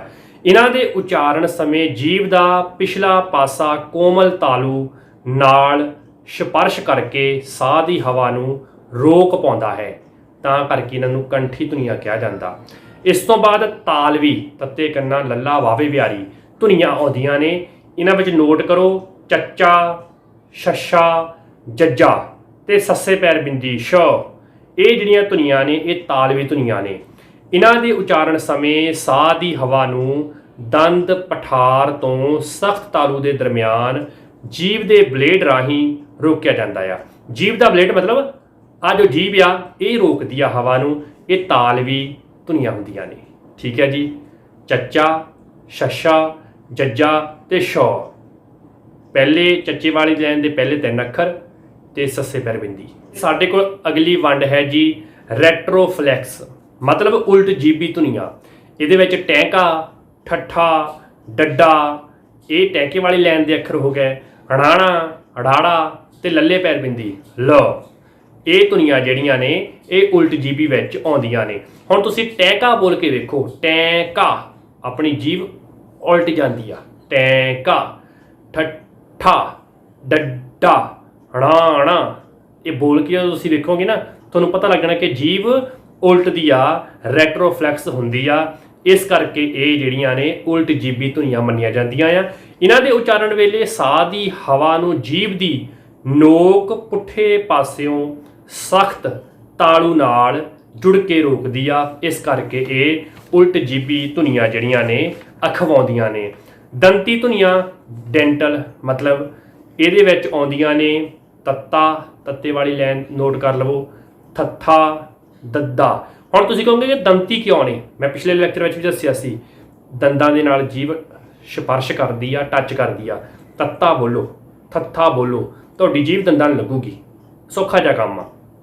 ਧੁਨੀਆਂ ਨੋਟ ਕਰੋ, ਤੱਤਾ, ਥੱਥਾ, ਦੱਦਾ। ਨੰਨਾ, ਇਹਦੇ ਵਿੱਚ ਵੀ ਟੱਚ ਕਰਦੀ ਆ। ਲੱਲਾ, ਇਹ 'ਚ ਵੀ ਜੀਭ ਟੱਚ ਕਰਦੀ ਆ। ਰਾ, ਮਾੜੀ ਜੀ। ਸੱਸਾ, ਸੱਸਾ ਆਪਾਂ ਜ਼ੋਰ ਨਾਲ ਬੋਲਦੇ ਆ, ਸੱਸਾ ਜਦੋਂ ਬੋਲਦੇ ਆ ਤਾਂ ਜੀਭ ਟੱਚ ਕਰਦੀ ਆ। ਇਹ ਦੰਤੀ ਧੁਨੀਆਂ ਮੰਨੀਆਂ ਜਾਂਦੀਆਂ ਨੇ। ਇਹਨਾਂ ਦੇ ਉਚਾਰਨ ਵੇਲੇ ਸਾਹ ਦੀ ਹਵਾ ਨੂੰ ਜੀਭ ਦੀ ਨੋਕ ਦੁਆਰਾ ਉੱਪਰਲੇ ਦੰਦਾਂ ਦੇ ਪਿਛਲੇ ਪਾਸੇ ਤੋਂ ਰੋਕਿਆ ਜਾਂਦਾ ਹੈ। ਇਹਨਾਂ ਵਿੱਚੋਂ ਤੱਤਾ, ਥੱਥਾ, ਦੱਦਾ ਸ਼ੁੱਧ ਦੰਤੀ ਵਿਅੰਜਨ ਧੁਨੀਆਂ ਹਨ। ਵੈਰੀ ਵੈਰੀ ਵੈਰੀ ਇੰਪੋਰਟੈਂਟ, ਇਹ ਭੁੱਲਣਾ ਨਹੀਂ। ਸ਼ੁੱਧ ਦੰਤੀ ਵਿਅੰਜਨ ਧੁਨੀਆਂ ਤੱਤਾ, ਥੱਥਾ, ਦੱਦਾ, ਠੀਕ ਹੈ ਜੀ। ਬਾਕੀ ਧੁਨੀਆਂ ਦਾ ਉਚਾਰਨ ਦੰਤ ਪਠਾਰੀ ਹੁੰਦਾ ਹੈ, ਠੀਕ ਹੈ ਜੀ। ਦੰਦ ਦੇ ਅੰਦਰਲੇ ਹਿੱਸੇ ਤੇ ਟੱਚ ਕਰਦੇ ਨੇ। ਹੋਂਠੀ ਧੁਨੀਆਂ, ਹੋਂਠੀ ਹੁੰਦੇ, ਹੋਂਠ ਬੁੱਲ ਹੁੰਦੇ ਨੇ, ਠੀਕ ਹੈ ਜੀ। ਤੇ ਹੋਂਠੀ ਧੁਨੀਆਂ ਦੇ ਵਿੱਚ ਪੱਪਾ, ਫੱਫਾ, ਬੱਬਾ, ਵਾਵਾ ਜਦੋਂ ਸਾਡੇ ਬੁੱਲ ਜੁੜਦੇ ਨੇ ਜਿਹੜੀ ਧੁਨੀ ਨੂੰ ਉਚਾਰਨ ਵੇਲੇ, ਤਾਂ ਉਹਨਾਂ ਨੂੰ ਹੋਂਠੀ ਧੁਨੀਆਂ ਕਿਹਾ ਜਾਂਦਾ ਆ। ਇਹਨਾਂ ਦੇ ਉਚਾਰਨ ਸਮੇਂ ਸਾਹ ਦੀ ਹਵਾ ਨੂੰ ਬੁੱਲਾਂ ਦੁਆਰਾ ਰੋਕ ਕੇ ਛੱਡਿਆ ਜਾਂਦਾ ਆ। ਜਿਵੇਂ ਪੱਪਾ, ਬੁੱਲਾਂ ਨੇ ਹਵਾ ਰੋਕੀ ਅੰਦਰਲੀ, ਤੇ ਜਦੋਂ ਪੱਪਾ ਛੱਡ ਦਿੱਤੀ। ਇਹ ਹੋਂਠੀ ਧੁਨੀਆਂ ਨੇ। ਪ੍ਰੈਕਟੀਕਲੀ ਆਪਾਂ ਨਾਲ ਨਾਲ ਇਸੇ ਕਰਕੇ ਕਰ ਰਹੇ ਹਾਂ ਕਿ ਤੁਹਾਨੂੰ ਜੇ ਪੇਪਰ 'ਚ ਬੈਠਿਆਂ ਭੁੱਲ ਜਾਵੇ, ਪ੍ਰੈਕਟੀਕਲ ਕਰਕੇ ਵੇਖ ਲਿਓ, ਠੀਕ ਹੈ ਜੀ। ਅੱਗੇ ਤੁਰਦੇ ਹਾਂ। ਸੁਰਯੰਤਰੀ, ਸੁਰਯੰਤਰੀ ਧੁਨੀ ਜਿਹੜੀ ਹੁੰਦੀ ਆ ਉਹ ਇੱਕੋ ਇੱਕ ਆ ਪੰਜਾਬੀ ਵਿੱਚ, ਹਾਹਾ। ਹਾ ਆਪਾਂ ਐ ਬੋਲਦੇ ਹਾਂ, ਹਾ। ਜਦੋਂ ਹਾਹਾ ਬੋਲਦੇ ਹਾਂ ਤਾਂ ਕਿਸੇ ਵੀ ਚੀਜ਼ ਦੀ ਗੱਲ ਤੋਂ ਇਲਾਵਾ ਲੋੜ ਨਹੀਂ ਪੈਂਦੀ, ਇਸ ਕਰਕੇ ਇਹਨਾਂ ਨੂੰ ਸੁਰਯੰਤਰੀ ਧੁਨੀ ਕਿਹਾ ਜਾਂਦਾ ਆ। ਹਾਹਾ ਵਿਅੰਜਨ ਧੁਨੀ ਦਾ ਉਚਾਰਨ ਸਥਾਨ ਕੰਢੀ, ਆ ਜਿਹੜੀ ਕੰਢੀ ਹੁੰਦੀ ਹੈ ਨਾ, ਤੁਹਾਡੇ ਸਾਰਿਆਂ ਕੋਲ ਕੰਢੀ ਹੈਗੀ ਆ, ਜਾਂ ਕੰਠ ਦੁਆਰ ਹੈ, ਗਲ ਜਿਹਨੂੰ ਆਪਾਂ ਕਹਿ ਦਿੰਦੇ ਹਾਂ। ਕੰਠ ਦੁਆਰ ਮਤਲਬ ਆ ਜਿਹੜਾ ਗਲਵਾ ਸਾਹ ਨਾਲੀ ਆ, ਇਹ ਹਾਹਾ ਧੁਨੀ ਦਾ ਉਚਾਰਨ ਸਥਾਨ ਆ। ਮੰਨਿਆ ਜਾਂਦਾ ਜੇ ਗਲ ਵੀ ਮੰਨ ਲਓ ਕੱਟਿਆ ਜਾਵੇ, ਰੱਬ ਨਾ ਕਰੇ ਇਦਾਂ ਹੋਵੇ, ਹਾਹੇ ਧੁਨੀ ਦਾ ਉਚਾਰਨ ਫਿਰ ਵੀ ਹੁੰਦਾ ਆ। ਇਸ ਧੁਨੀ ਦੇ ਉਚਾਰਨ ਸਮੇਂ ਸਾਹ ਦੀ ਹਵਾ ਰੁਕਦੀ ਨਹੀਂ, ਕਿਉਂਕਿ ਗਲੇ ਵਿਚਲੀ ਥਾਂ ਸਿਰਫ ਤੰਗ ਹੀ ਹੁੰਦੀ ਹੈ। ਜਿਹੜੀ ਤੰਗ ਹਵਾ ਹੁੰਦੀ ਆ, ਉਹ ਜਦੋਂ ਆਵਾਜ਼ ਕਰਦੀ ਆ ਤਾਂ ਉਹ ਹਾਹੇ ਦੀ ਆਵਾਜ਼ ਆਉਂਦੀ ਆ, ਹਾ। ਇਹ ਜਿੰਨੀਆਂ ਵੀ ਆਵਾਜ਼ਾਂ ਨੇ, ਇਹ ਸਾਰੀਆਂ ਦੀਆਂ ਸਾਰੀਆਂ ਹਾਹਾ ਧੁਨੀ ਨੂੰ ਰਿਪਰੈਜ਼ੈਂਟ ਕਰਦੀਆਂ ਨੇ। ਤੇ ਉਚਾਰਨ ਵਿਧੀ ਜਾਂ ਢੰਗ ਅਨੁਸਾਰ ਜੇ ਆਪਾਂ ਵੰਡ ਕਰਨੀ ਹੋਵੇ ਤਾਂ ਪੰਜਾਬੀ ਦੀਆਂ ਵਿਅੰਜਨ ਧੁਨੀਆਂ ਨੂੰ 7 ਭਾਗਾਂ ਵਿੱਚ ਵੰਡਿਆ ਜਾਂਦਾ ਹੈ ਜਾਂ ਵੰਡਿਆ ਗਿਆ ਹੈ। ਡੱਕਵੇਂ ਵਿਅੰਜਨ, ਪੰਜਾਬੀ ਵਿਅੰਜਨਾਂ ਵਿੱਚ ਸਭ ਤੋਂ ਵੱਡੀ ਸ਼੍ਰੇਣੀ ਡੱਕਵੇਂ ਵਿਅੰਜਨਾਂ ਦੀ ਹੀ ਹੈ। ਪੰਜਾਬੀ ਵਿੱਚ ਕੱਕਾ, ਖੱਖਾ, ਗੱਗਾ, ਚੱਚਾ, ਛੱਛਾ, ਜੱਜਾ, ਟਹਿਕਾ, ਠੱਠਾ, ਡੱਡਾ, ਤੱਤਾ, ਥੱਥਾ, ਦੱਦਾ, ਪੱਪਾ, ਫੱਫਾ, ਬੱਬਾ। ਹੁਣ ਮੰਨ ਲਓ ਕਿ ਹਰ ਪੰਜਾਬੀ ਦਾ ਜੋ ਵਰਨਮਾਲਾ ਦੇ ਅੱਖਰ ਨੇ, ਹਰ ਲਾਈਨ ਦੇ ਪਹਿਲੇ 3 ਅੱਖਰ ਉਹ ਡੱਕਵੇਂ ਵਿਅੰਜਨ ਆ। ਕੱਕੇ ਵਾਲੀ ਲੈ ਲਓ, ਚੱਚੇ ਵਾਲੀ ਲੈ ਲਓ, ਟੈਂਕੇ ਵਾਲੀ ਲੈ ਲਓ, ਤੱਤੇ ਵਾਲੀ ਹੋਊਗੀ ਜਾਂ ਪੱਪੇ ਵਾਲੀ, ਪ ਚ ਟ ਚ ਕ, ਇਹ ਸਾਰੇ ਦੇ ਸਾਰੇ ਡੱਕਵੇਂ ਵਿਅੰਜਨ ਆ। ਪੱਪਾ, ਤੱਤਾ, ਟੈਂਕਾ, ਚੱਚਾ, ਕੱਕਾ, ਇਹਨਾਂ ਲਾਈਨਾਂ ਦੇ ਪਹਿਲੇ 3 ਅੱਖਰ ਜਾਂ ਪਹਿਲੀਆਂ 3 ਧੁਨੀਆਂ ਜਿਹੜੀਆਂ ਨੇ ਉਹ ਡੱਕਵੇਂ ਵਿਅੰਜਨ ਆ। ਯਾਦ ਕਰਨੇ ਤੁਹਾਨੂੰ ਸੌਖੇ ਹੋ ਗਏ। ਹੁਣ ਬਹੁਤਾ ਹਿਸਾਬ ਕਿਤਾਬ ਲਾਉਣ ਦੀ ਲੋੜ ਨਹੀਂ। ਇਹਨਾਂ 5 ਦੇ ਵਿੱਚੋਂ ਕੱਕਾ, ਚੱਚਾ, ਟੈਂਕਾ, ਤੱਤਾ, ਪੱਪਾ ਦੇ ਵਿੱਚੋਂ ਜਿੱਥੇ ਵੀ ਪਹਿਲੇ 3 ਅੱਖਰ ਆ ਗਏ, ਕੱਕਾ, ਖੱਖਾ, ਗੱਗਾ, ਇਸ ਤਰ੍ਹਾਂ ਹੀ ਬਾਕੀ ਉਹ ਡੱਕਵੇਂ ਵਿਅੰਜਨ ਮੰਨੇ ਜਾਂਦੇ ਆ। ਇਹਨਾਂ ਦਾ ਉਚਾਰਨ ਕਰਦਿਆਂ ਸਾਹ ਦੀ ਹਵਾ ਨੂੰ ਪੂਰੀ ਤਰ੍ਹਾਂ ਰੋਕ ਕੇ ਫਿਰ ਇੱਕਦਮ ਛੱਡਿਆ ਜਾਂਦਾ ਆ, ਇਸ ਕਰਕੇ ਇਹਨਾਂ ਨੂੰ ਡੱਕਵੇਂ ਵਿਅੰਜਨ ਕਿਹਾ ਜਾਂਦਾ। ਕੱਕਾ, ਰੋਗੀ ਸਾਹ ਰੁਕ ਗਿਆ ਨਾ, ਕਾ। ਇਸ ਤਰ੍ਹਾਂ ਜਦੋਂ ਡੱਕ ਕੇ ਅਚਾਨਕ ਛੱਡ ਦਿੱਤਾ ਜਾਂਦਾ ਆ ਤਾਂ ਉਹਨਾਂ ਨੂੰ ਡੱਕਵੇਂ ਵਿਅੰਜਨ ਕਿਹਾ ਜਾਂਦਾ। ਪੱਪਾ, ਇਹ ਵੀ ਡੱਕਵਾਂ ਹੋ ਗਿਆ। ਬੱਬਾ, ਇਹ ਵੀ ਡੱਕਵਾਂ ਹੋ ਗਿਆ। ਇਸ ਤਰ੍ਹਾਂ ਇਹ ਜਿਹੜੇ ਨੇ ਡੱਕਵੇਂ ਵਿਅੰਜਨਾਂ ਦੇ ਵਿੱਚ ਆ ਜਾਂਦੇ ਆ।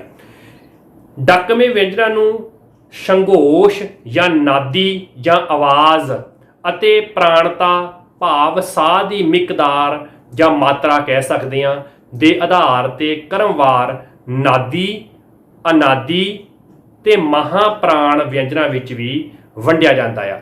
ਹੁਣ ਤੁਸੀਂ ਇੱਥੇ ਥੋੜਾ ਜਿਹਾ ਕਨਫਿਊਜ਼ਡ ਹੋ ਜਾਓਗੇ। ਨਾਦੀ ਵਿਅੰਜਨ ਕਿਹੜੇ ਹੁੰਦੇ ਆ? ਨਾਦੀ ਜਿਨ੍ਹਾਂ ਦੇ ਵਿੱਚੋਂ ਕੰਪਨ ਪੈਦਾ ਹੁੰਦਾ, ਆਵਾਜ਼ ਆਉਂਦੀ ਆ। ਅਨਾਦੀ ਆਘੋਸ਼ ਜਿਨ੍ਹਾਂ ਦੀ ਆਵਾਜ਼ ਨਹੀਂ ਆਉਂਦੀ। ਪ੍ਰਾਣ ਮਤਲਬ ਸਾਹ ਦੀ ਮਾਤਰਾ ਹੁੰਦੀ ਆ। ਠੀਕ ਹੈ ਜੀ। ਜਿੰਨੇ ਜ਼ਿਆਦਾ ਸਾਹ ਨਾਲ ਆਪਾਂ ਆਵਾਜ਼ ਕੰਪਨ ਪੈਦਾ ਕਰਾਂਗੇ, ਆਵਾਜ਼ ਆਊਗੀ, ਉਹ ਨਾਦੀ ਹੋਣਗੇ। ਜਿੰਨੇ ਹੌਲੀ ਉਚਾਰਨ ਹੋਣਗੇ ਉਹ ਅਨਾਦੀ ਹੋਣਗੇ। ਨਾਦ ਦਾ ਸੰਬੰਧ ਸੁਰ ਤੰਦਾਂ ਦੀ ਕੰਬਾਹਟ ਦੇ ਨਾਲ ਹੁੰਦਾ ਆ। ਇਹ ਤੁਸੀਂ ਅੰਡਰਲਾਈਨ ਕਰ ਲਓ, ਖਾਲੀ ਸਥਾਨ ਆਉਂਦਾ ਹੁੰਦਾ ਆ। ਨਾਦ ਦਾ ਸੰਬੰਧ ਸੁਰ ਤੰਦਾਂ ਦੀ ਡੈਸ਼ ਨਾਲ ਹੁੰਦਾ ਹੈ, ਕੰਬਾਹਟ, ਕੰਬਣੀ ਦੇ ਨਾਲ। ਜਿਨ੍ਹਾਂ ਧੁਨੀਆਂ ਦੇ ਉਚਾਰਨ ਵੇਲੇ ਸੁਰ ਤੰਦਾਂ ਵਿੱਚ ਕੰਬਣੀ ਪੈਦਾ ਹੁੰਦੀ ਹੈ ਉਹਨਾਂ ਨੂੰ ਨਾਦੀ ਜਾਂ ਸੰਘੋਸ਼, ਸੱਸਾ ਘੱਗੇ ਖੜਾਓ, ਸੱਸੇ ਪੈਰ ਬਿੰਦੀ, ਨਾਦੀ ਜਾਂ ਸੰਘੋਸ਼ ਇੱਕੋ ਚੀਜ਼ ਨੂੰ ਕਹਿੰਦੇ ਆ, ਵਿਅੰਜਨ ਕਿਹਾ ਜਾਂਦਾ ਹੈ। ਇਸ ਦੇ ਉਲਟ ਜਿਨ੍ਹਾਂ ਦੇ ਵਿੱਚ ਕੰਬਣੀ ਪੈਦਾ ਨਹੀਂ ਹੁੰਦੀ ਉਹ ਅਨਾਦੀ ਜਾਂ ਆਘੋਸ਼, ਐੜਾ ਘੱਗੇ ਹੋੜਾ ਸੱਸੇ ਪੈਰ ਬਿੰਦੀ ਵਿਅੰਜਨ ਧੁਨੀਆਂ ਅਖਵਾਉਂਦੀਆਂ ਹਨ। ਨੋਟ ਕਰ ਲਵੋ ਜੀ। ਠੀਕ ਹੈ ਜੀ। ਪ੍ਰਾਣਤਾ ਦਾ ਸੰਬੰਧ ਸਾਹ ਦੀ ਮਿਕਦਾਰ ਦੇ ਨਾਲ ਹੁੰਦਾ। ਪ੍ਰਾਣ ਕਿਹਨੂੰ ਕਹਿੰਦੇ ਆ? ਕਹਿੰਦੇ ਨੇ ਇਹਦਾ ਪ੍ਰਾਣ ਪੰਖੇਰੂ ਉੜ ਗਿਆ, ਇਹਦੇ ਸਾਹ ਮੁੱਕ ਗਏ। ਤੁਸੀਂ ਜਾਣਦੇ ਹੋ ਜਦੋਂ ਕਹਿੰਦੇ ਕਿ ਸਾਹ ਮੁੱਕ ਗਏ ਮਤਲਬ ਪ੍ਰਾਣ ਮੁੱਕ ਗਏ, ਮਤਲਬ ਰੱਬ ਨੂੰ ਪਿਆਰਾ ਹੋ ਗਿਆ। ਹੁਣ ਜਿਹੜੇ ਸਾਹ ਨੇ ਉਹਨੂੰ ਪ੍ਰਾਣਤਾ ਕਿਹਾ ਜਾਂਦਾ। ਜਿੰਨੀ ਮਾਤਰਾ ਦੇ ਵਿੱਚ ਸਾਹ ਕਿਸੇ ਸ਼ਬਦ ਨੂੰ ਬੋਲਣ ਲਈ ਲੱਗਦਾ ਆ ਉਹਨੂੰ ਪ੍ਰਾਣਤਾ ਕਹਿੰਦੇ ਆ। ਠੀਕ ਹੈ ਜੀ। ਜਿਨ੍ਹਾਂ ਧੁਨੀਆਂ ਦੇ ਉਚਾਰਨ ਵੇਲੇ ਸਾਹ ਦੀ ਹਵਾ ਸਧਾਰਨ ਨਾਲੋਂ ਵਧੇਰੇ ਮਾਤਰਾ ਵਿੱਚ ਵਰਤਣੀ ਪੈਂਦੀ ਹੈ, ਅਜਿਹੀਆਂ ਧੁਨੀਆਂ ਨੂੰ ਮਹਾਪ੍ਰਾਣ ਧੁਨੀਆਂ ਕਿਹਾ ਜਾਂਦਾ ਆ। Very very very important. ਜਿਨ੍ਹਾਂ ਧੁਨੀਆਂ ਦਾ ਉਚਾਰਨ ਸਾਹ ਦੀ ਸਧਾਰਨ ਮਾਤਰਾ ਨਾਲ ਹੋ ਸਕਦਾ ਹੈ ਉਹਨਾਂ ਨੂੰ ਅਲਪ ਪ੍ਰਾਣ ਧੁਨੀਆਂ ਕਿਹਾ ਜਾਂਦਾ ਆ।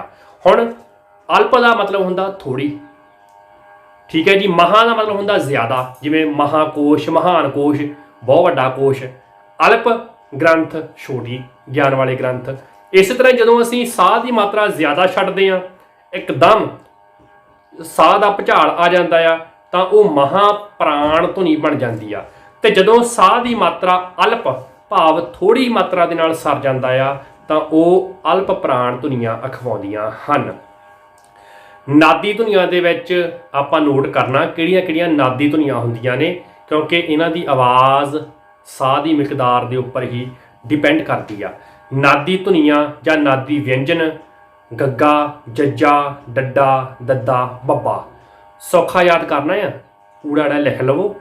ਜਿਹੜੀ ਵਿਚਕਾਰਲੀ ਲਾਈਨ ਹੁੰਦੀ ਆ, ਜਿਵੇਂ ਕੱਕਾ ਖੱਖਾ ਤੋਂ ਬਾਅਦ ਗੱਗਾ ਆਉਂਦਾ ਆ, ਗੱਗੇ ਤੋਂ ਲੈ ਕੇ ਜਿੰਨੀਆਂ ਥੱਲੇ ਨੂੰ ਇਸੇ ਲਾਈਨ ਦੇ ਅੱਖਰ ਨੇ, ਗੱਗਾ, ਜੱਜਾ, ਡੱਡਾ, ਦੱਦਾ ਤੇ ਬੱਬਾ, ਉਹ ਸਾਰੇ ਦੇ ਸਾਰੇ ਨਾਦੀ ਵਿਅੰਜਨ ਵਾ। ਗੱਗਾ ਆ ਜਿਹੜੀ ਕੰਪਨ ਜਿਹਾ ਪੈਦਾ ਹੁੰਦਾ ਨਾ, ਇਹੀ ਨਾਦ ਵਾ, ਇਹੀ ਆਵਾਜ਼ ਆ।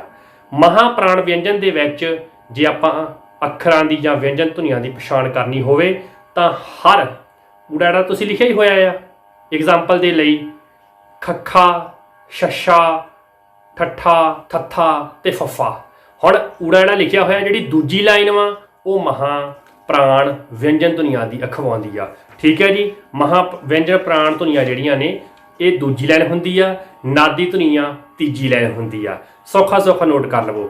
ਨਾਸਕੀ ਵਿਅੰਜਨ ਇਹ 5 ਤਰ੍ਹਾਂ ਦੇ ਹੁੰਦੇ ਆ, ਤੁਸੀਂ ਜਾਣਦੇ ਹੀ ਹੋ। ਮੰਮਾ, ਨੰਨਾ, ਅਣਾਣਾ, ngੰਗਾ ਤੇ ਨਈਆਂ।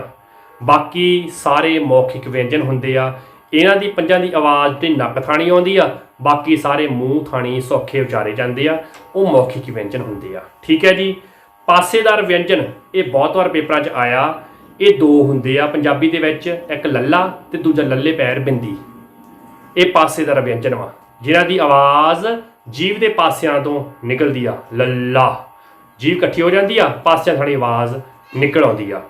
ਇਹਨਾਂ ਧੁਨੀਆਂ ਦੇ ਉਚਾਰਨ ਸਮੇਂ ਜੀਭ ਦੀ ਨੋਕ ਦੰਦ ਪਠਾਰ ਨਾਲ ਸਪਰਸ਼ ਕਰਕੇ ਹਵਾ ਨੂੰ ਰੋਕਦੀ ਹੈ, ਪਰ ਸਾਹ ਦੀ ਹਵਾ ਜੀਭ ਦੇ ਦੋਹਾਂ ਪਾਸਿਆਂ ਵਾਲੇ ਖੱਪੇ ਹੁੰਦੇ ਖਾਲੀ ਥਾਂ ਵਿੱਚੋਂ ਬਾਹਰ ਨਿਕਲ ਜਾਂਦੀ ਹੈ।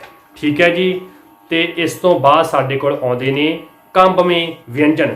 ਕੰਬਵਾਂ ਵਿਅੰਜਨ ਪੰਜਾਬੀ ਵਿੱਚ ਇੱਕੋ ਹੀ ਆ, ਰਾਰਾ।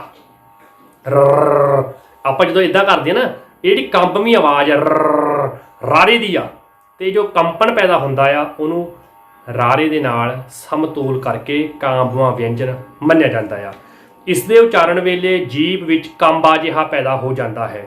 ਜੀਭ ਵਾਰ-ਵਾਰ ਬੁੱਟ ਨੂੰ ਛੂੰਹਦੀ ਹੈ। ਰਾ ਰਾ ਰਾ ਰਾ ਰਾ ਰਾ ਰਾ ਰਾ ਐ ਕਰਦੇ ਆ ਨਾ, ਜਦੋਂ ਰਾਰਾ ਕਾਂਬਵਾਂ ਵਿਅੰਜਨ ਬਣ ਜਾਂਦਾ ਆ। ਹੁਣ ਮੈਨੂੰ ਉਮੀਦ ਆ ਕਿ ਤੁਹਾਨੂੰ ਭੁੱਲੂਗਾ ਨਹੀਂ ਇਹ ਕਾਂਬਵਾਂ ਵਿਅੰਜਨ ਵਾ। ਠੀਕ ਹੈ ਜੀ। ਫਟਕਵਾਂ ਵਿਅੰਜਨ। ਫਟਕਵਾਂ ਫਲੈਪ, FLAP, ਇਹ ਇੱਕੋ ਇੱਕ ਹੁੰਦਾ ਡਾੜਾ। ਫਟਕਵਾਂ ਡਾੜਾ, ਰ ਤੋਂ ਰ ਤੱਕ ਦਾ ਸਫ਼ਰ ਜਿਹੜਾ ਆ ਉਹ ਫਟਕਵਾਂ ਹੋ ਜਾਂਦਾ ਆ। ਇਸ ਦੇ ਉਚਾਰਨ ਵੇਲੇ ਜੀਭ ਤਾਲੂ ਨੂੰ ਛੋਹ ਕੇ ਫਟਕੇ ਨਾਲ ਹੇਠਾਂ ਆਉਂਦੀ ਆ। ਡਾੜਾ, ੜਾ। ਤੁਸੀਂ ਡਾੜਾ ਬੋਲ ਕੇ ਵੇਖੋ, ਤੁਹਾਡੀ ਜੀਭ ਉੱਪਰ ਤਾਲੂ ਨਾਲ ਲੱਗਦੀ ਆ, ਡਾੜਾ ਨਾਲ ਹੀ ਥੱਲੇ ਆ ਜਾਂਦੀ ਆ। ਇਸ ਕਰਕੇ ਇਹ ਫਟਕਵਾਂ ਵਿਅੰਜਨ ਮੰਨਿਆ ਜਾਂਦਾ ਆ। ਰਾਰਾ, ਕਾਂਬਵਾਂ ਵਿਅੰਜਨ, ਡਾੜਾ ਜਿਹੜਾ ਆ ਇਹ ਫਟਕਵਾਂ ਵਿਅੰਜਨ ਹੁੰਦਾ ਆ। ਕਲੀਅਰ ਹੈ ਜੀ। ਅੱਗੇ ਤੁਰਦੇ ਆ। ਖਹਿਵੇਂ ਵਿਅੰਜਨ। ਖਹਿਵੇਂ ਵਿਅੰਜਨ ਬਾਰੇ ਜੇ ਤੁਹਾਨੂੰ ਕੋਈ ਪੁੱਛੇ ਤਾਂ ਇਹ 3 ਹੁੰਦੇ ਆ: ਸੱਸਾ, ਸੱਸੇ ਪੈਰ ਬਿੰਦੀ ਤੇ ਹਾਹਾ। ਸ, ਸ਼, ਹ। ਇਹ 3 ਖਹਿਵੇਂ ਵਿਅੰਜਨ ਆ। ਇਹਨਾਂ ਦੇ ਉਚਾਰਨ ਵੇਲੇ ਸਾਹ ਦੀ ਹਵਾ ਉਚਾਰਨ ਅੰਗ ਨਾਲ ਖਹਿਮੀ ਜਾਂ ਖਹਿੰਦੀ ਹੋਈ ਬਾਹਰ ਨਿਕਲਦੀ ਆ।